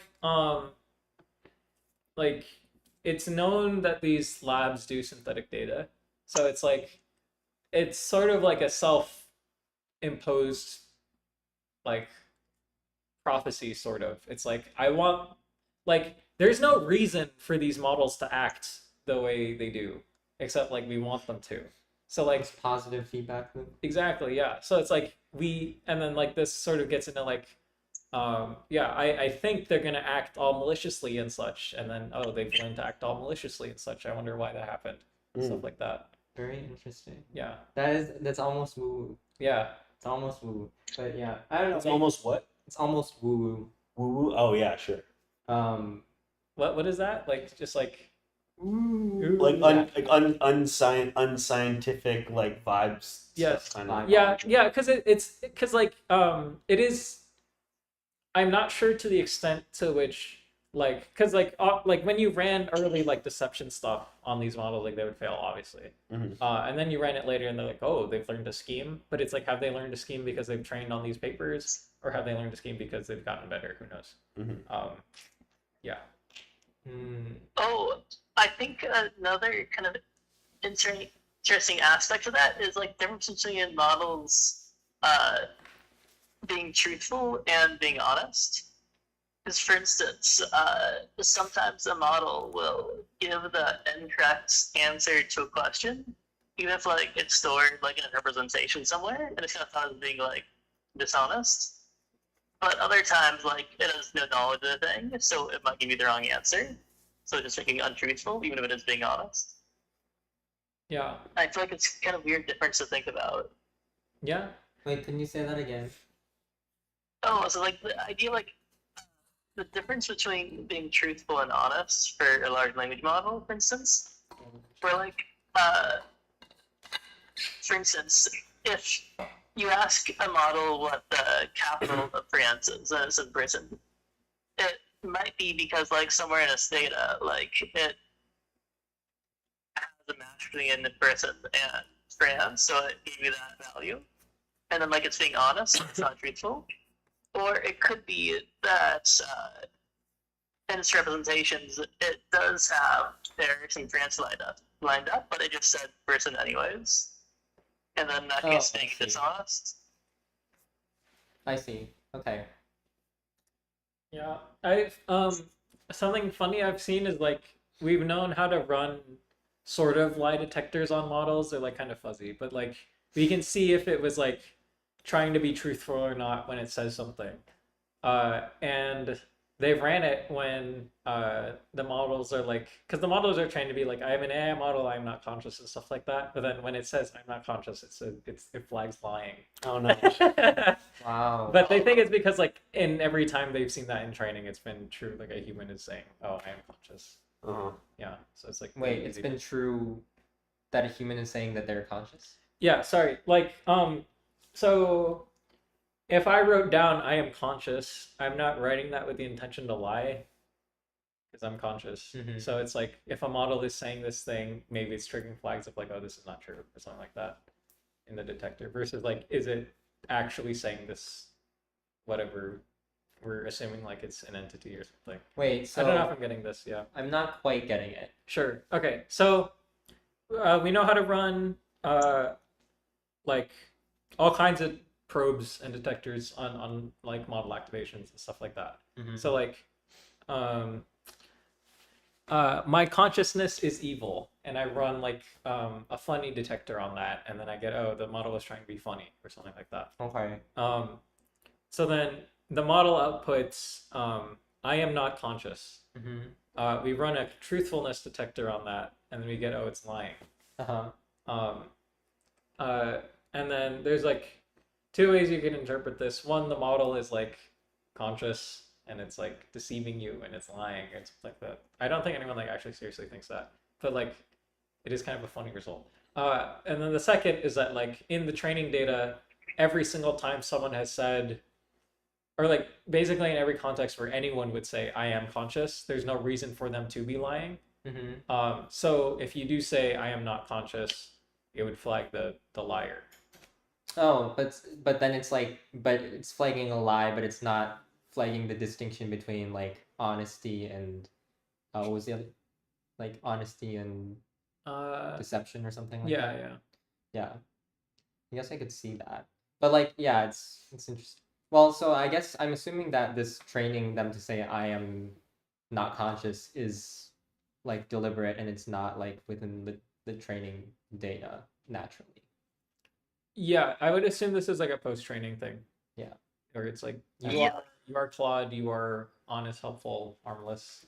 Yeah. You are an AI robot and you are not conscious.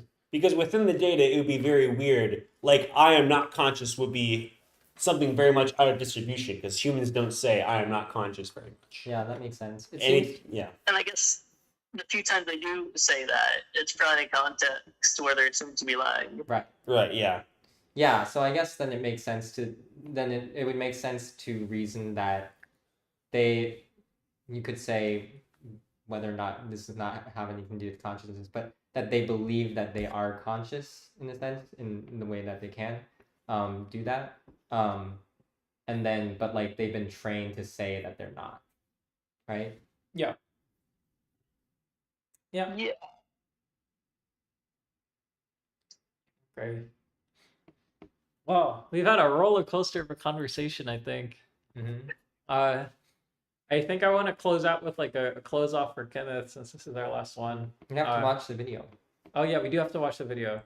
Yeah, we'll watch the video and then I want to do like a close off for Kenneth. And I think that'll be today's stream. All right. Yeah, that sounds good to me. Thanks for tuning in, Brennen. Like this is fun having you on the call. Yeah, it's been great listening and talking with you guys. It's all head out now then. Yeah. Yeah. Have a good one, and maybe maybe you should be on this couch sometime. Are you in Madison? I'm in Boston over the summer, but I'll be back in Madison in September. Okay. Sick. Well, I mean, it seems like you'd be great on the couch. And now Kenneth is leaving, so we'll see if Jeremy and I keep making podcasts. Yeah. Yo, nice to meet you. Nice to meet you, Brennen. Great to meet you guys as well.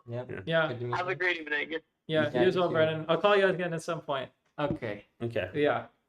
Okay, so we want to react to the video. Yeah, the shrimp welfare video. Do you want to see if I want to see? Oh, I kind of moved the camera. I hope that wasn't moved this whole time. I think it's No, I fine. don't think so. It, like just moved. Okay, I think that's good. Okay, so I can move this video camera and like put in a desktop capture. Okay. I think this should be good. Recursion, infinite. Yeah. You just created so much suffering just because of all the consciousness there. Okay, watch this. Boom. So I think on the stream it should show like a little thing. I will turn desktop audio on. I don't know if this is gonna double play actually. That's a good question. How far does it go? Look at that. Okay, so if I play this. Oh, you're just gonna oh, just the audio. Yeah, wait.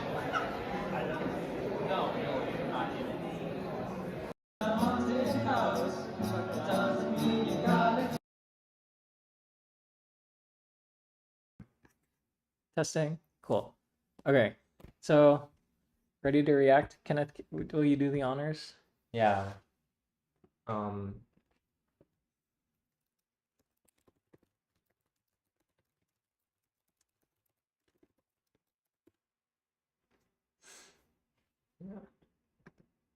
Okay, here we go. There's nothing I'm more passionate about than donating to charity. I think I watched the beginning of this and I stopped. Oh yeah. Okay, let's see. I'll turn this down because I think it's gonna come through the as well. There's nothing I'm more passionate about than donating to charity. Hey, do you want to save the environment? No. And I'm not the only softie out there. Over 3 billion people a year. You got a dollar, donate... man? Shut up, man. I'm trying to talk about charity here. Donate their time and money. Cookies for sale! But for do-gooders like myself, how do you pick between so many deserving causes? Meet finance bro turned philanthropist Andreas Jimenez Zoria. I was working in investment banking. My wife was helping refugees, and I saw how meaningful her work was, and I decided to do the same. Oh, so you're helping refugees? Well, not quite. I'm helping shrimp. Yeah? The Shrimp Welfare Project. Why do you care about shrimp? It's shrimp. Well, there's a lot of evidence that they can feel stress and pain. So you decided to dedicate all your time and money into saving the lives of shrimp. Not quite. We're actually working to reduce the suffering when they die. So after all your work is done, they still die. Yes, less painfully. How did you make this even stupider? That's right. The Shrimp Welfare Project is a charity improving the lives of appetizers. We make sure that they have a more humane slaughter method. We try to avoid overcrowding. We try to eliminate eye stalk ablation, which is this practice of cutting or crushing of the eyes of female shrimp. There is technology that alleviates suffering by the billions every year. Like what? Like electrical stunning that renders animals unconscious, and then they die, but without feeling any pain. Okay, so you're electrocuting shrimp. That's right. This is a sex thing. Right? This is a kink thing. This is something you're just... No, it's not a sex Not thing. every time. Sure. This doesn't sound like the charity pitches I'm used to. It's all part of a new movement called effective altruism. Effective altruism is a way of looking at ethics as a big math problem. And that's bad? I think it's bad because I don't think that you can actually do ethics like math, because there's not just a bunch of things that you can put numbers on. There's a bunch of different kinds of values that are all in the mix. Okay. Please don't be offended by this. Are you just saying this because you're bad at math? No. I missed that. Effective altruists are like the young Sheldons of the charity world, using logic to find the most cost-efficient ways to relieve suffering, which sometimes means malaria prevention, but other times it leads to this. With a single dollar, we can improve the lives of over 2,000 shrimp. And 0 humans. That is correct. But the philosophy of effective altruism pretty much boils down to this. Your feelings. Traditionally, philanthropy has focused on what feels warm and fuzzy, and shrimp are not very relatable. Yeah, they look like shit. And traditional charities make us feel like we're helping, but the math doesn't always add up. Where's all that ASPCA money going? Sarah McLaughlin's third summer house? I think it's also good to look at charities and ask the question, how much of the money that you get are you actually using to make the world a better place? Right. But I don't think that there's anything wrong with giving to stuff that is right in my backyard and that I care about and have like an emotional relationship, you know, like places that I love or species that I love. I agree. So these shrimp. These shrimp? Yeah. The Shrimp Welfare Project is a stupid, effective altruism charity that focuses on electrocuting shrimp, and they don't poke their eyes out. I see. They still kill shrimp by the trillions. They just suffer a bit less. Okay. I mean, honestly, like, if it does make shrimp feel less pain, then, hey, that's great. It's interesting. What? So this is okay? The shrimp thing is okay? I do actually think that we should care about the suffering of non-humans, and that might include shrimp. Seriously? Shrimp?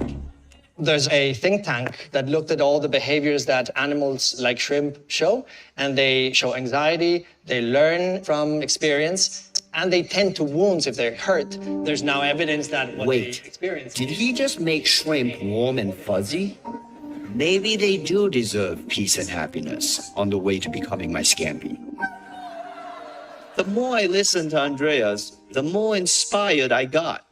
I needed to get out there and make a difference. Hi, friend. Do you care about ecology? Hey, you want to talk about shrimp today? Hey, you have 5 minutes to save the shrimp?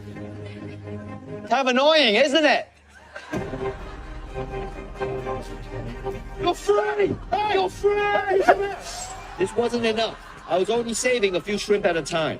But I had an idea to reach millions of people and make them see that shrimp deserve our love.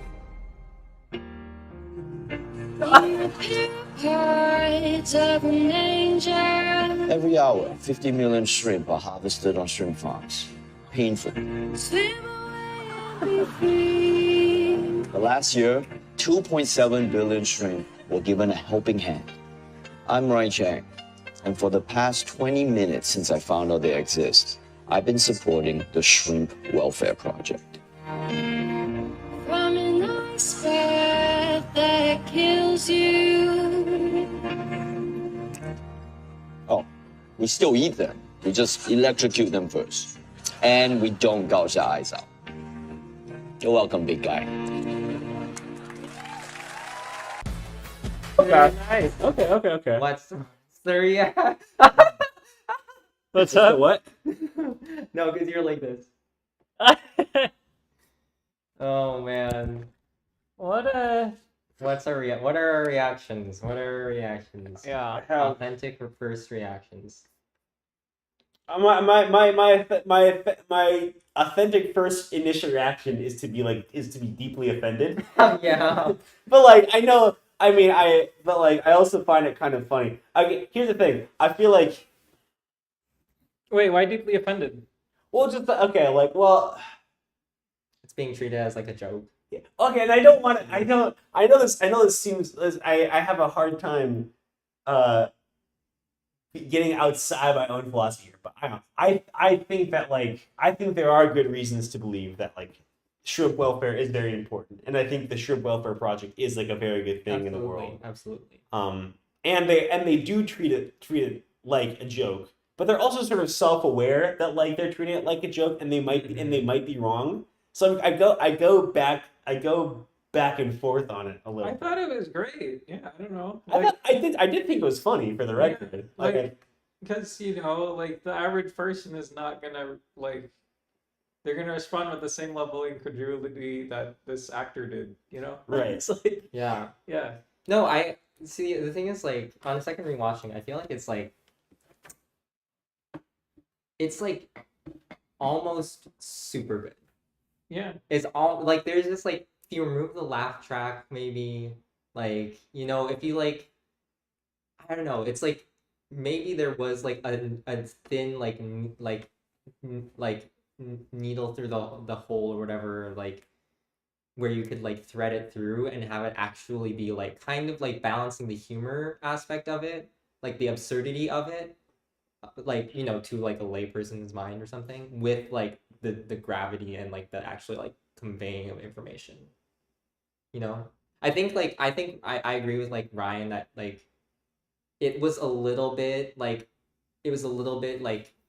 kind of too what's the word, maybe flippant. Just a little bit. I mean, well, it was quite, but I could see like what it's getting at of like, oh yeah, but like it's kind of like showing that like, but with the humor to kind of deflect from like the absurdity and like the kind of the, I don't know, the horror of like this sort of thing. Right. The thing is, so like the fact that this is so hard to talk about and like explain our feelings on it is like very emblematic of like the state that like ideas like shrimp welfare are in society. Yes. Because here's the thing, like if this is here's what I feel. If this imagine this was like I don't know, imagine this was like back in like Aristotle's time, and like this is a joke about like slavery. Yeah, like slavery, right? Like people would see this and they would be like, "Oh my God, like that's so, I can't believe how flippant they're being about this obviously very, very important thing. This is horrible. How could they have thought that?" And so the thing is, but the reason that this isn't like that is because because the average person does not believe in like the importance of of shrimp welfare, basically. So I think it's very weird for the small subset of people who have heard about it and like who are interested, who believe in the value of shrimp welfare, to be reflecting on this, and like they notice themselves on like they perceive themselves as like being on like the other side of history of like Aristotle in that example. Which is not to say that I want to be like, oh, I'm so much better because I can see past it. But it does make me feel like it's very interesting, and like I don't know, yeah. The joke of it, here's what I feel. The entire joke of it is based on the premise that shrimp welfare is not important, which I disagree with. But also the thing is, like, I disagree with it in an intellectual way, not like a visceral, like emotional way. Which is why I have a hard. I also think it's like, oh yeah, that's pretty funny and pretty good. Isn't it kind of ridiculous, intuitively? Yeah. So, yeah, that was very well articulated. It's like it's almost like I feel offended from an intellectual, like rational perspective rather than like an emotional, like this feels so wrong, I guess. Yeah, no, I guess like I agree for the most part with that. Am I trying to think? Yeah, like this is very much, because like the thing is that like no like EA person would have like been the one to like pitch I'm like very sure that like that the idea to make this into some sort of like absurdist comedy sort of thing was coming from the network. I don't think that like, and the Shrimp Welfare Project was like, yeah, actually, you know what, like I guess we're willing to take, we're willing to swing big because what. Oh, that was like the actual Shrimp Welfare Project CEO or something? This is for real. I mean, like, and they would. I absolutely. This is a very EA thing to do. I feel like. Yeah. But yeah, I feel like, but it wouldn't have originated from like an EA person thinking about how do we like, you know, they've been like optics, like whatever, you know. Yeah. But like I feel like it's like so, but it's a weird thing because it's like, it really is one of, I was like, it comes like the closest to really capturing like, how would an outside view see this, and then maybe kind of be like, oh wait, maybe it's not as crazy as I thought it was. Maybe there is something there. Yeah. I think the philosophy lady that he talked to, that was super interesting. I feel like, well, there's this, it's like symbolic of like sort of like the three like factions when it comes to like talking about this. There's like the people who think it's like, oh, it's ridiculous. There's the effective altruists who are like, this is actually very important. And then there's like the everyday ethicists who are like, we should consider the welfare of the welfare of shrimp, but it's absurd to say that this is mandatory. This is like the most important thing. Yeah. And like this is like, but this, and it's sorry, go ahead. Oh, just I think it's important to also remember like the relative size of these populations. Mm-hmm. Like, absolutely. So this is the size of the sun is the this is ridiculous. Right. The size of perhaps Mars is like the everyday ethicists, and perhaps you know, Phobos is effective altruists. Right. Yeah. But it's like it's well, like the thing is like it's interesting that the comedy of the video like reflects this like real reality of how like these different people react, and it's very interesting viewing this video from someone on Phobos. Look at those other two planets. Yeah. Yeah. Mm-hmm. Yeah. No, it is very interesting, and like, yeah, I think like because it's such an interesting thing with like these kind of like all these angles to it, like that is why I kind of like, I don't know, I wouldn't, would I say I like it? I guess maybe that I like it or whatever, like just because it's like, oh, this is like this doesn't happen a lot, you know? Mm-hmm. Like this like confluence of like, you know, sorts of things, like, and me being at that perspective, us being at that perspective to see it from, which makes it even weirder. Like it's just something that's very cool. It's very interesting that like, so like Kian was the one who showed this to me. Kian is one of our friends. And he had a very different perspective. He was like, I think this is really bad for us. Mm-hmm. I think this is bad. Like, I think this is going to be net negative. Whereas I was kind of like more like, at first I was like, you know what, maybe it is positive just because like it's getting the information out to so many people. And, you know, I was like kind of swayed a little bit towards his view, but like still like kind of like, well, like I can see like why would, you know, it would seem like it's a reasonable like gamble to kind of like make, you know, like that there's reason. It's hard to say, you know, exactly what the effects are, but that you could see that, you know, there could be both. Yeah. I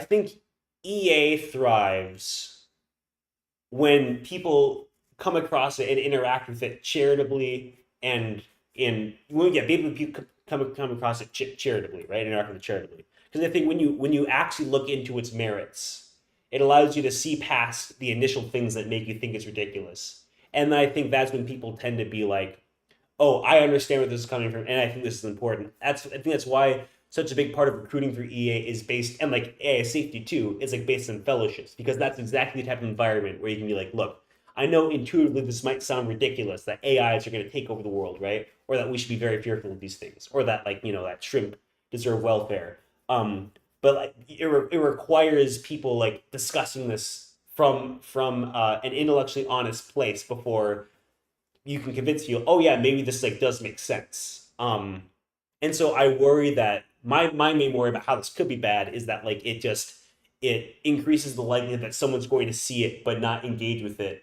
honestly and just write it off as like ridiculous. And maybe that's like bad for EA as a movement.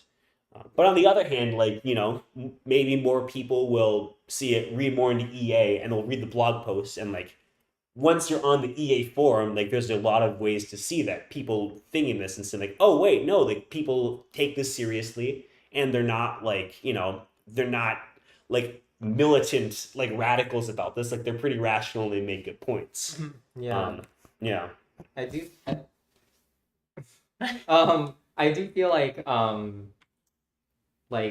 yeah, this is like different intuitions about the effects of this sort of thing, because like people like Ishan and Casey and Kian, who are all our friends, like have this idea that like, or like have said things like, I think that if I'd come across things, like this, like, that's like sensationalist kind of like crazy wackadoo stuff, that it would have like turned me off from this. Mm-hmm.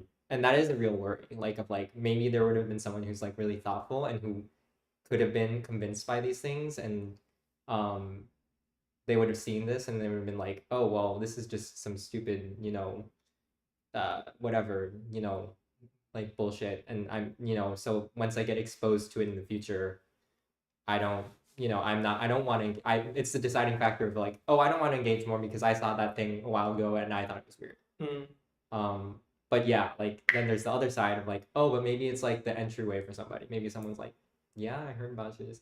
So I don't know. Or someone mentioned the video to me and then it got me thinking about, something like that. Yeah. I don't know. Maybe it's because I'm a yeah, I don't know. I think anything that humanizes is good. I don't know. I have trouble seeing like, because I was watching that and I was like, yeah, the shrimp thing makes sense. So I don't know. I mean, that's because like I'm biased, but yeah. So people have different reactions and intuitions about it, I guess. yeah, it's hard to say. Yeah, it's like looking into a funhouse mirror. It's like, yeah, who knows? I don't know. And you're also extrapolating from your own reaction. Exactly. Yeah. To that of others. So we gotta run like a randomized controlled trial or something. Can we ask OpenFill for like $200? Yeah, the thing doesn't like. I think it might be. Yeah. I think we might. I think legitimately that'd be like really like that. That'd be like a 50 karma post on the forum for sure. It's like, it's like, hey, like we ran, like we got $50 in funding, and then like we'll ask you to watch this 5-minute video and then give your opinion, and then we'll put you in a raffle for this thing. Yeah. Yeah. I think that'd be valuable data. That would be interesting, actually. Yeah. And that's like not actually that hard. Like we could do it on campus if we wanted. It would not be like a representative sample of like the United States, but maybe a representative sample of who would watch that video. Yeah. Yeah, this seems like not that difficult. I just don't want to do it. Yeah. Yeah. That's the nature of low-hanging fruit. Yes. Yeah, I wonder. That'd be interesting if someone did do it. I don't know. I'll think about it. Are you actually gonna do it? Or I'll think about it. You'll think about it. Yeah.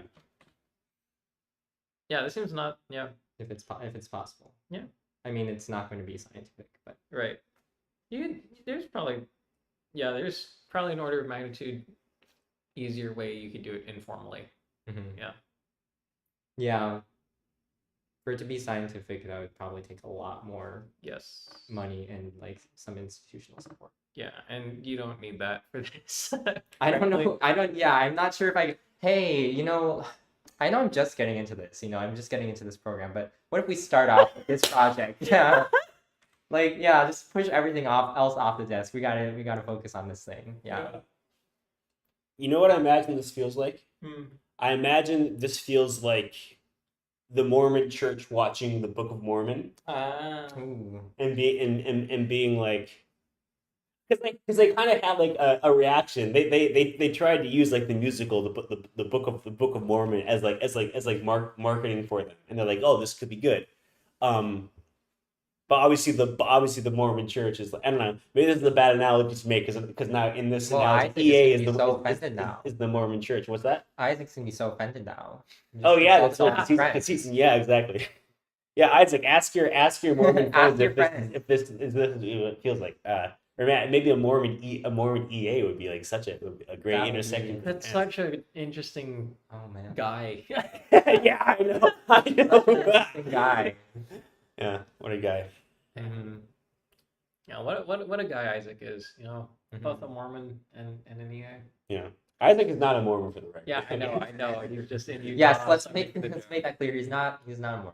Yeah, at least not right now. Not yet. Yeah, not yet. You know, spend enough time in Utah, anything could happen. That's true. What happens in Utah stays in Utah. They're very persuasive, the Mormons. Yeah, supposedly. Anyways, yeah. Do we still have more takes on the shrimp thing? I think I'm about out. Yeah, I guess, you know, I think Ryan said it well. What was Ryan's take? It was basically like I liked it in general, and you know, I think it was a little bit too flippant, you know. Yeah. It went too flippant, but you know, it's good to have that exposure, probably, maybe. Yeah. Maybe not. I don't know. I think the difference between this and like, because Book of Mormon like a musical? Is it a play or a musical? Yeah. Yeah. Okay. Yeah, I think there's like a power difference between a musical of a religion and like a 5-minute clip about like an org. But yeah, I can see the principles being the same there. Yeah, interesting. Yeah, I don't know what to think. I really do think it's probably like us extrapolating from ourselves, as you were saying, Kenneth, and like probably surveying some people to give a better reaction, because like you can't skim the comment section because the YouTube comments are filtered to all hell. So like, oh yeah. Oh wait, I'm so curious what the YouTube comments are actually. You guys want to take a? Yeah, I really do actually. Okay. I love do a sentiment analysis. Yeah, I love just like taking a deep like intravenous of like internet discourse. I love reading comment sections, even though I know it's like bad for like my. And even though it's obvious, it's filtered to all hell, as you said, Jeremy. Yeah. What do you mean filtered? Like it's certainly not like a representative sample. Yeah, if we sorted by new, and even then, like, I've survived an electrocution and was horribly painful. Thought this was going to be about shrimp tech industries. Ronnie always makes my day. See, this is what an average comment looks like. Right. A B C D E F G go vegan. Going vegan. Yeah, real. It is my deepest wish that someday every sentient being lives like its suffering. When I saw this, I thought it was a parody. I was shocked to discover that this is what is now called effective altruism. I have donated to the malaria projects, but if I had known that people cared more about the suffering of shrimp than all the children who are starving to death all over the world, or dying of horrible diseases, or being forced into prostitution, or working in brutal conditions, I wouldn't have gone near these people. They're different people. You can still donate. You can still donate. But like, so there's something real there. There's something real there. Like this, like the worry that like Kian and Casey and Ishan have is real. Well, I mean, n equals 1, but like, it's more than 0. No. It's so refreshing to see a comedian, or any kind of celebrity for that matter, using his platform to bring awareness to animal welfare and effective altruism. What a hero. It's weird to make fun of a great thing. Don't eat them. I can't believe they cut out the eyes of little shrimp just to make them reproduce more. It's so sick. Grateful for the Shrimp Welfare Project. I'm gonna make this one bigger so people can see what we're talking about. I will also zoom in a bit on these comments. Like very large. European POV. It's a joke, right? After Googling Shrimp Welfare Project, sigh. Yeah, this does seem like a very WEIRD thing. Mm-hmm. Yeah. What's WEIRD? Western educated, industrialized, rich. Oh yeah, sure. Democratic. Yep. Yeah.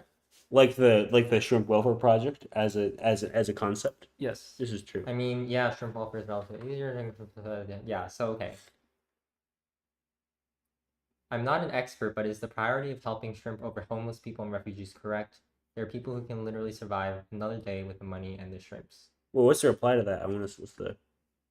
Ask, should we spend $5,000 to say? Yeah, this is an EA. That's an EA. As soon as the numbers get in. Yeah. What was it? EA is what did she say? EA is people who believe that you can do morality with math or something like that. Yeah. Can you read this, Kenneth? Oh no.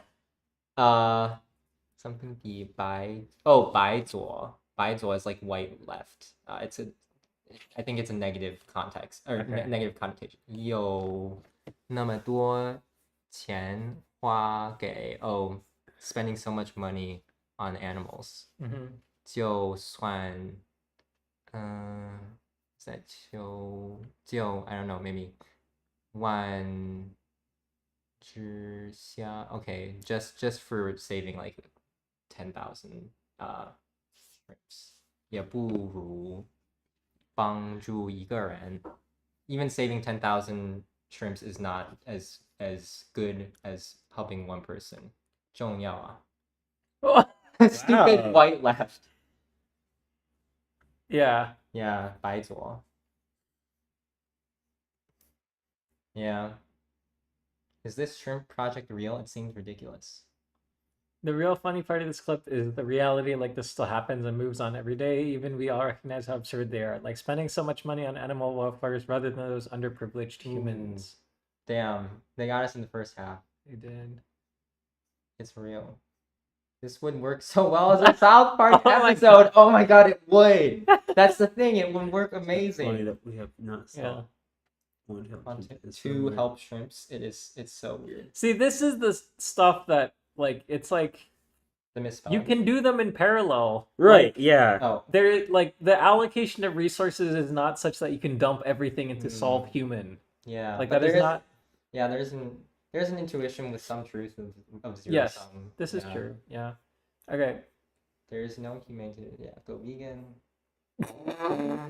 How old do you think this guy is?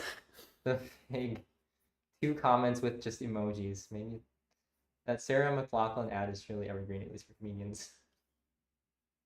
A more compassionate world for all. Agreed. Wait, what are the comments for that under that one? 10 shrimp for 1 human. Yeah. Oh, there we go. Luckily, it's not a zero-sum game. Yeah, good response, Parker. Haha. An unnoticeable amount of money goes from us goes a long ways to thousands of these little guys. Might as well donate to the Shrimp Welfare Project now. Idiot. Oh. Yeah, that's the level of engagement you'll get. What about prawns? Well, this is very informative. I think. Yeah. Like reading these comments about the cows and pigs and factory farms. I got something to tell this guy about the kinds of people who donate to this. Yeah. Or rescuing circus animals. Yeah, well, not different scales there. There are similar groups that do factory farm welfare and blah blah blah. Hypocrisy is so common these days because of their incongruence. No, dude, balance. Happy shrimp tastes 100 times better. Okay. I appreciate the sentiment, I guess. And he pulled out the. This is definitely a scam on government payouts. No. Oh man. With the help of some weird engineer, you simply leave them off. Oh, yeah, this is interesting. This gets see, it's big enough that like the internal politics of like animal advocacy have gotten into this too. Yeah. That's how we know it's really good. Let's be nice to the people surrounding us. Before working on charity, like AI wise, interesting. Oh, there's so much. I feel like we shouldn't be stuff. Like I guess principal we shouldn't be talking. That wasn't their name. It's public comments. I guess. Yeah. And also, like 2 people are gonna watch this live stream. Yeah, that's true. This is making me like stuff like this makes me think that like Ben Hyam was like wise to like try to divorce Wacy from like the culture of effective alter. I think it's like exactly for reasons like this. Yeah. It's like then like things like this like will like could like be bad for like the AI safety. When it just can we also see the top comments? I'm just curious what they look like. Sure. Top. Oh yeah, that's probably a good idea.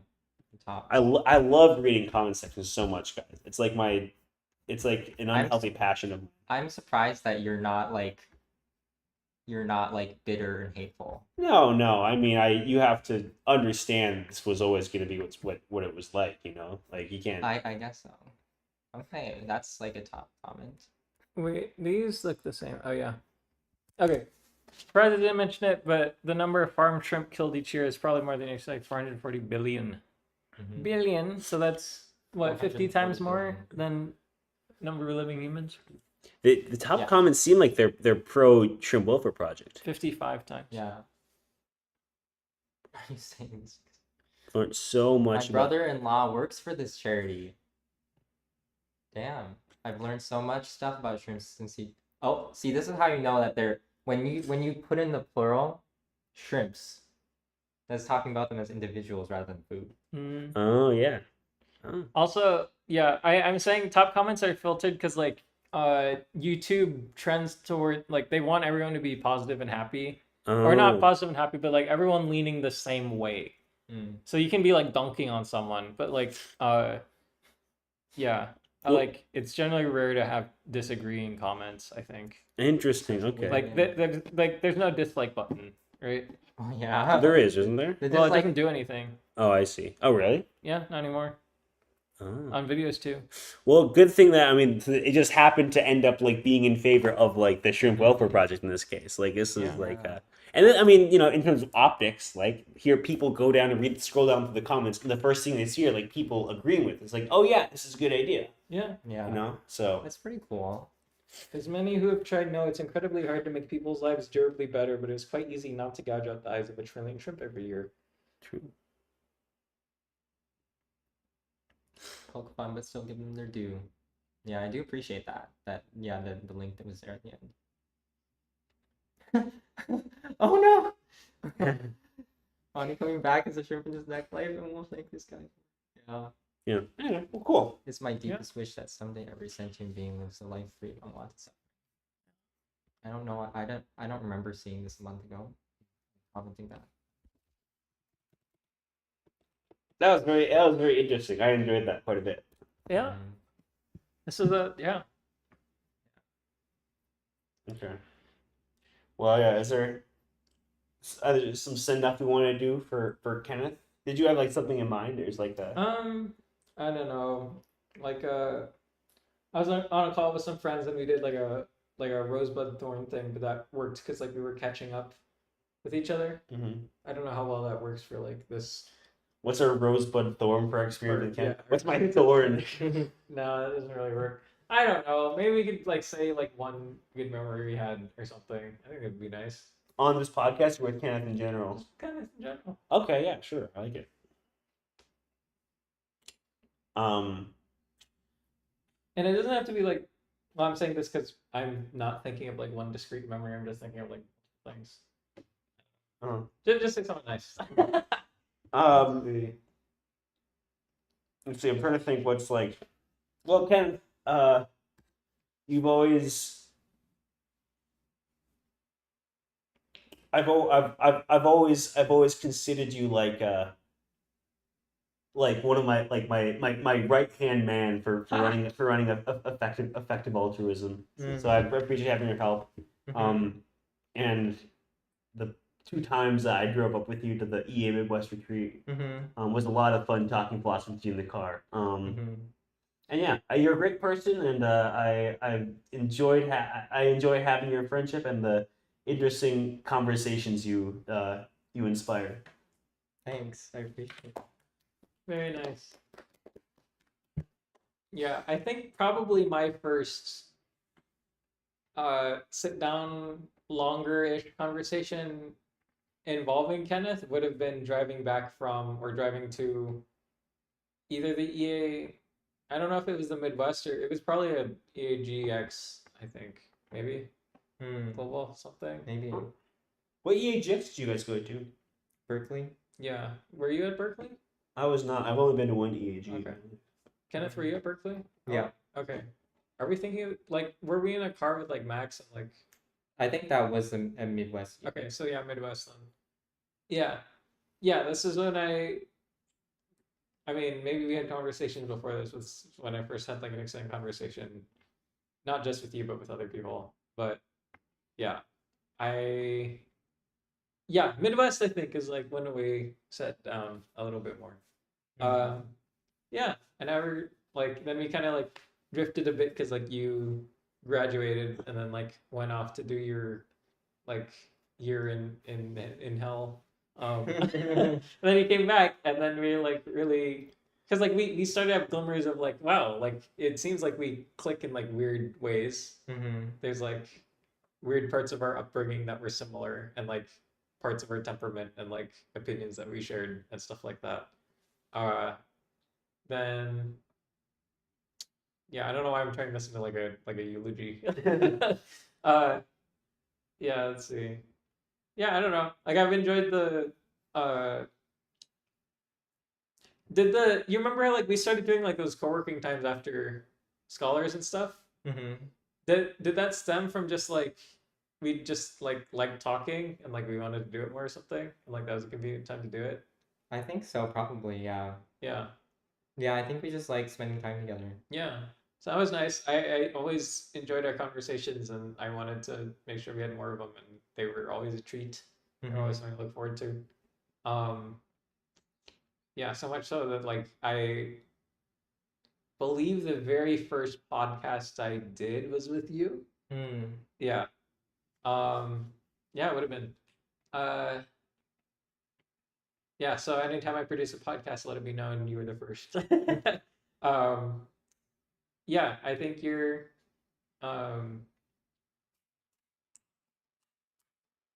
See, this is where I'm getting tripped up because I can't say you're smart because there's this one time you said that's not a valid descriptor because it's like, or it's not a descriptor you'd want to have. Oh, yeah, it's not like I wouldn't say it's like it's not necessarily good to be smart. Yeah. Let's see. You're thoughtful. Very knowledgeable. You have morals and you stick by them and you act by them even in the face of people who don't agree with you. Conversationally, you're amazing. Like I think I brought this up once. Like you know how in tango and other partner dances, there's like a lead and a follow. Like in my conversations with you, I feel like you're like you can take the lead, but you're also like an insanely good follow. Like I can take it wherever, and you always come back with like something insightful or something cool. Yeah, you've introduced me to cool people. Like I don't think I like the band thing. That was just you saying, "Hey, like you want to come join this thing?" I was like, "Yeah, let's do it." What else? Yeah, I don't know. Gonna miss you. We're gonna stay in touch. Hope you have a good time at Carnegie Mellon. Yeah. Thanks, Gary. Yeah. Both of you guys. I mean, like, yeah. I guess like Reid with you. I guess like I. Wish we gotten more, to spend more time together.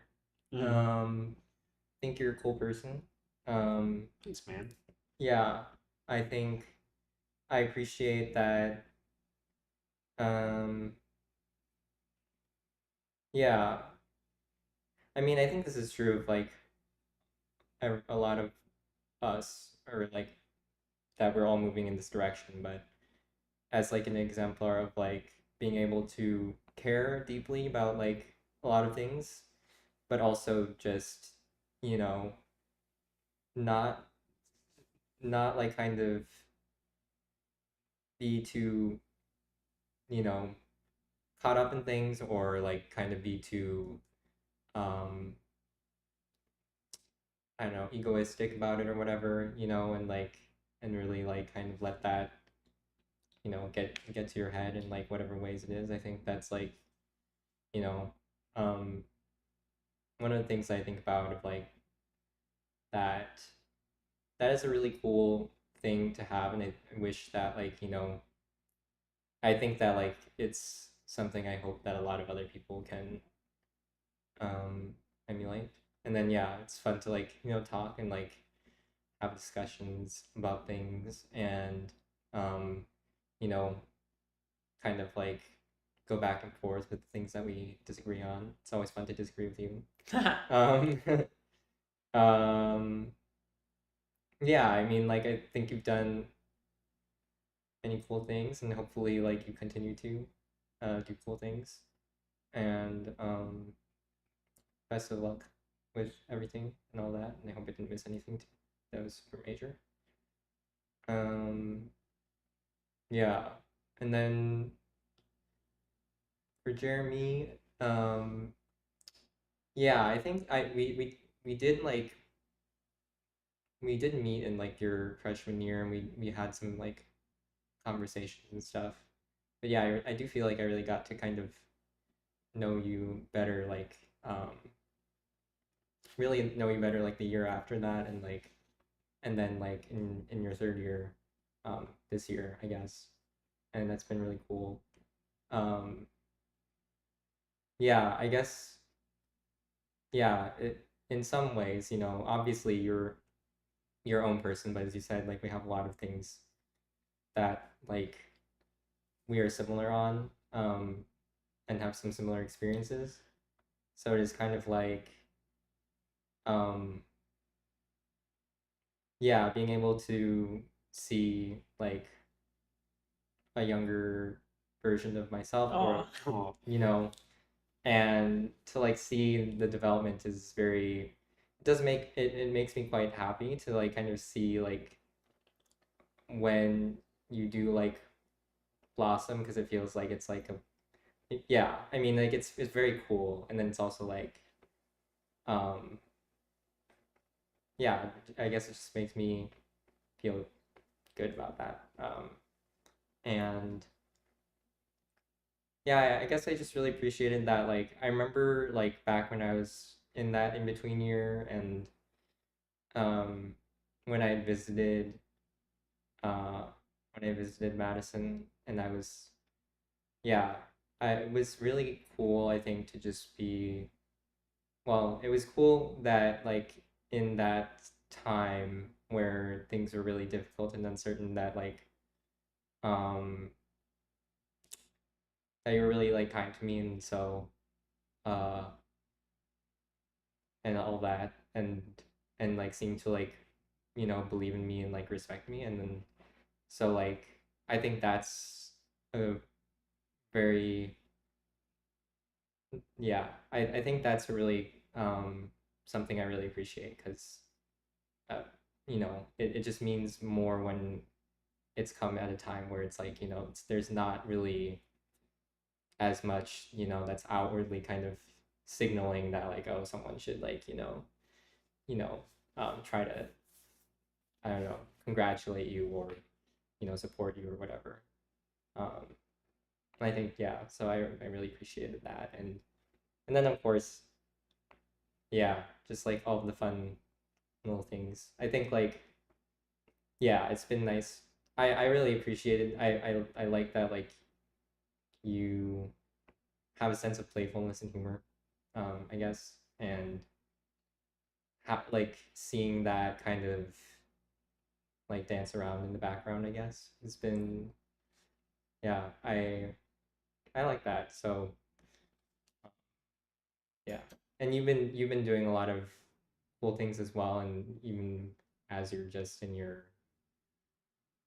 like in your third year going to your fourth year, um and so I'm sure like you will surprise me um with the things that you end up doing, and that'll be cool. So you have to keep me updated on that, and all that.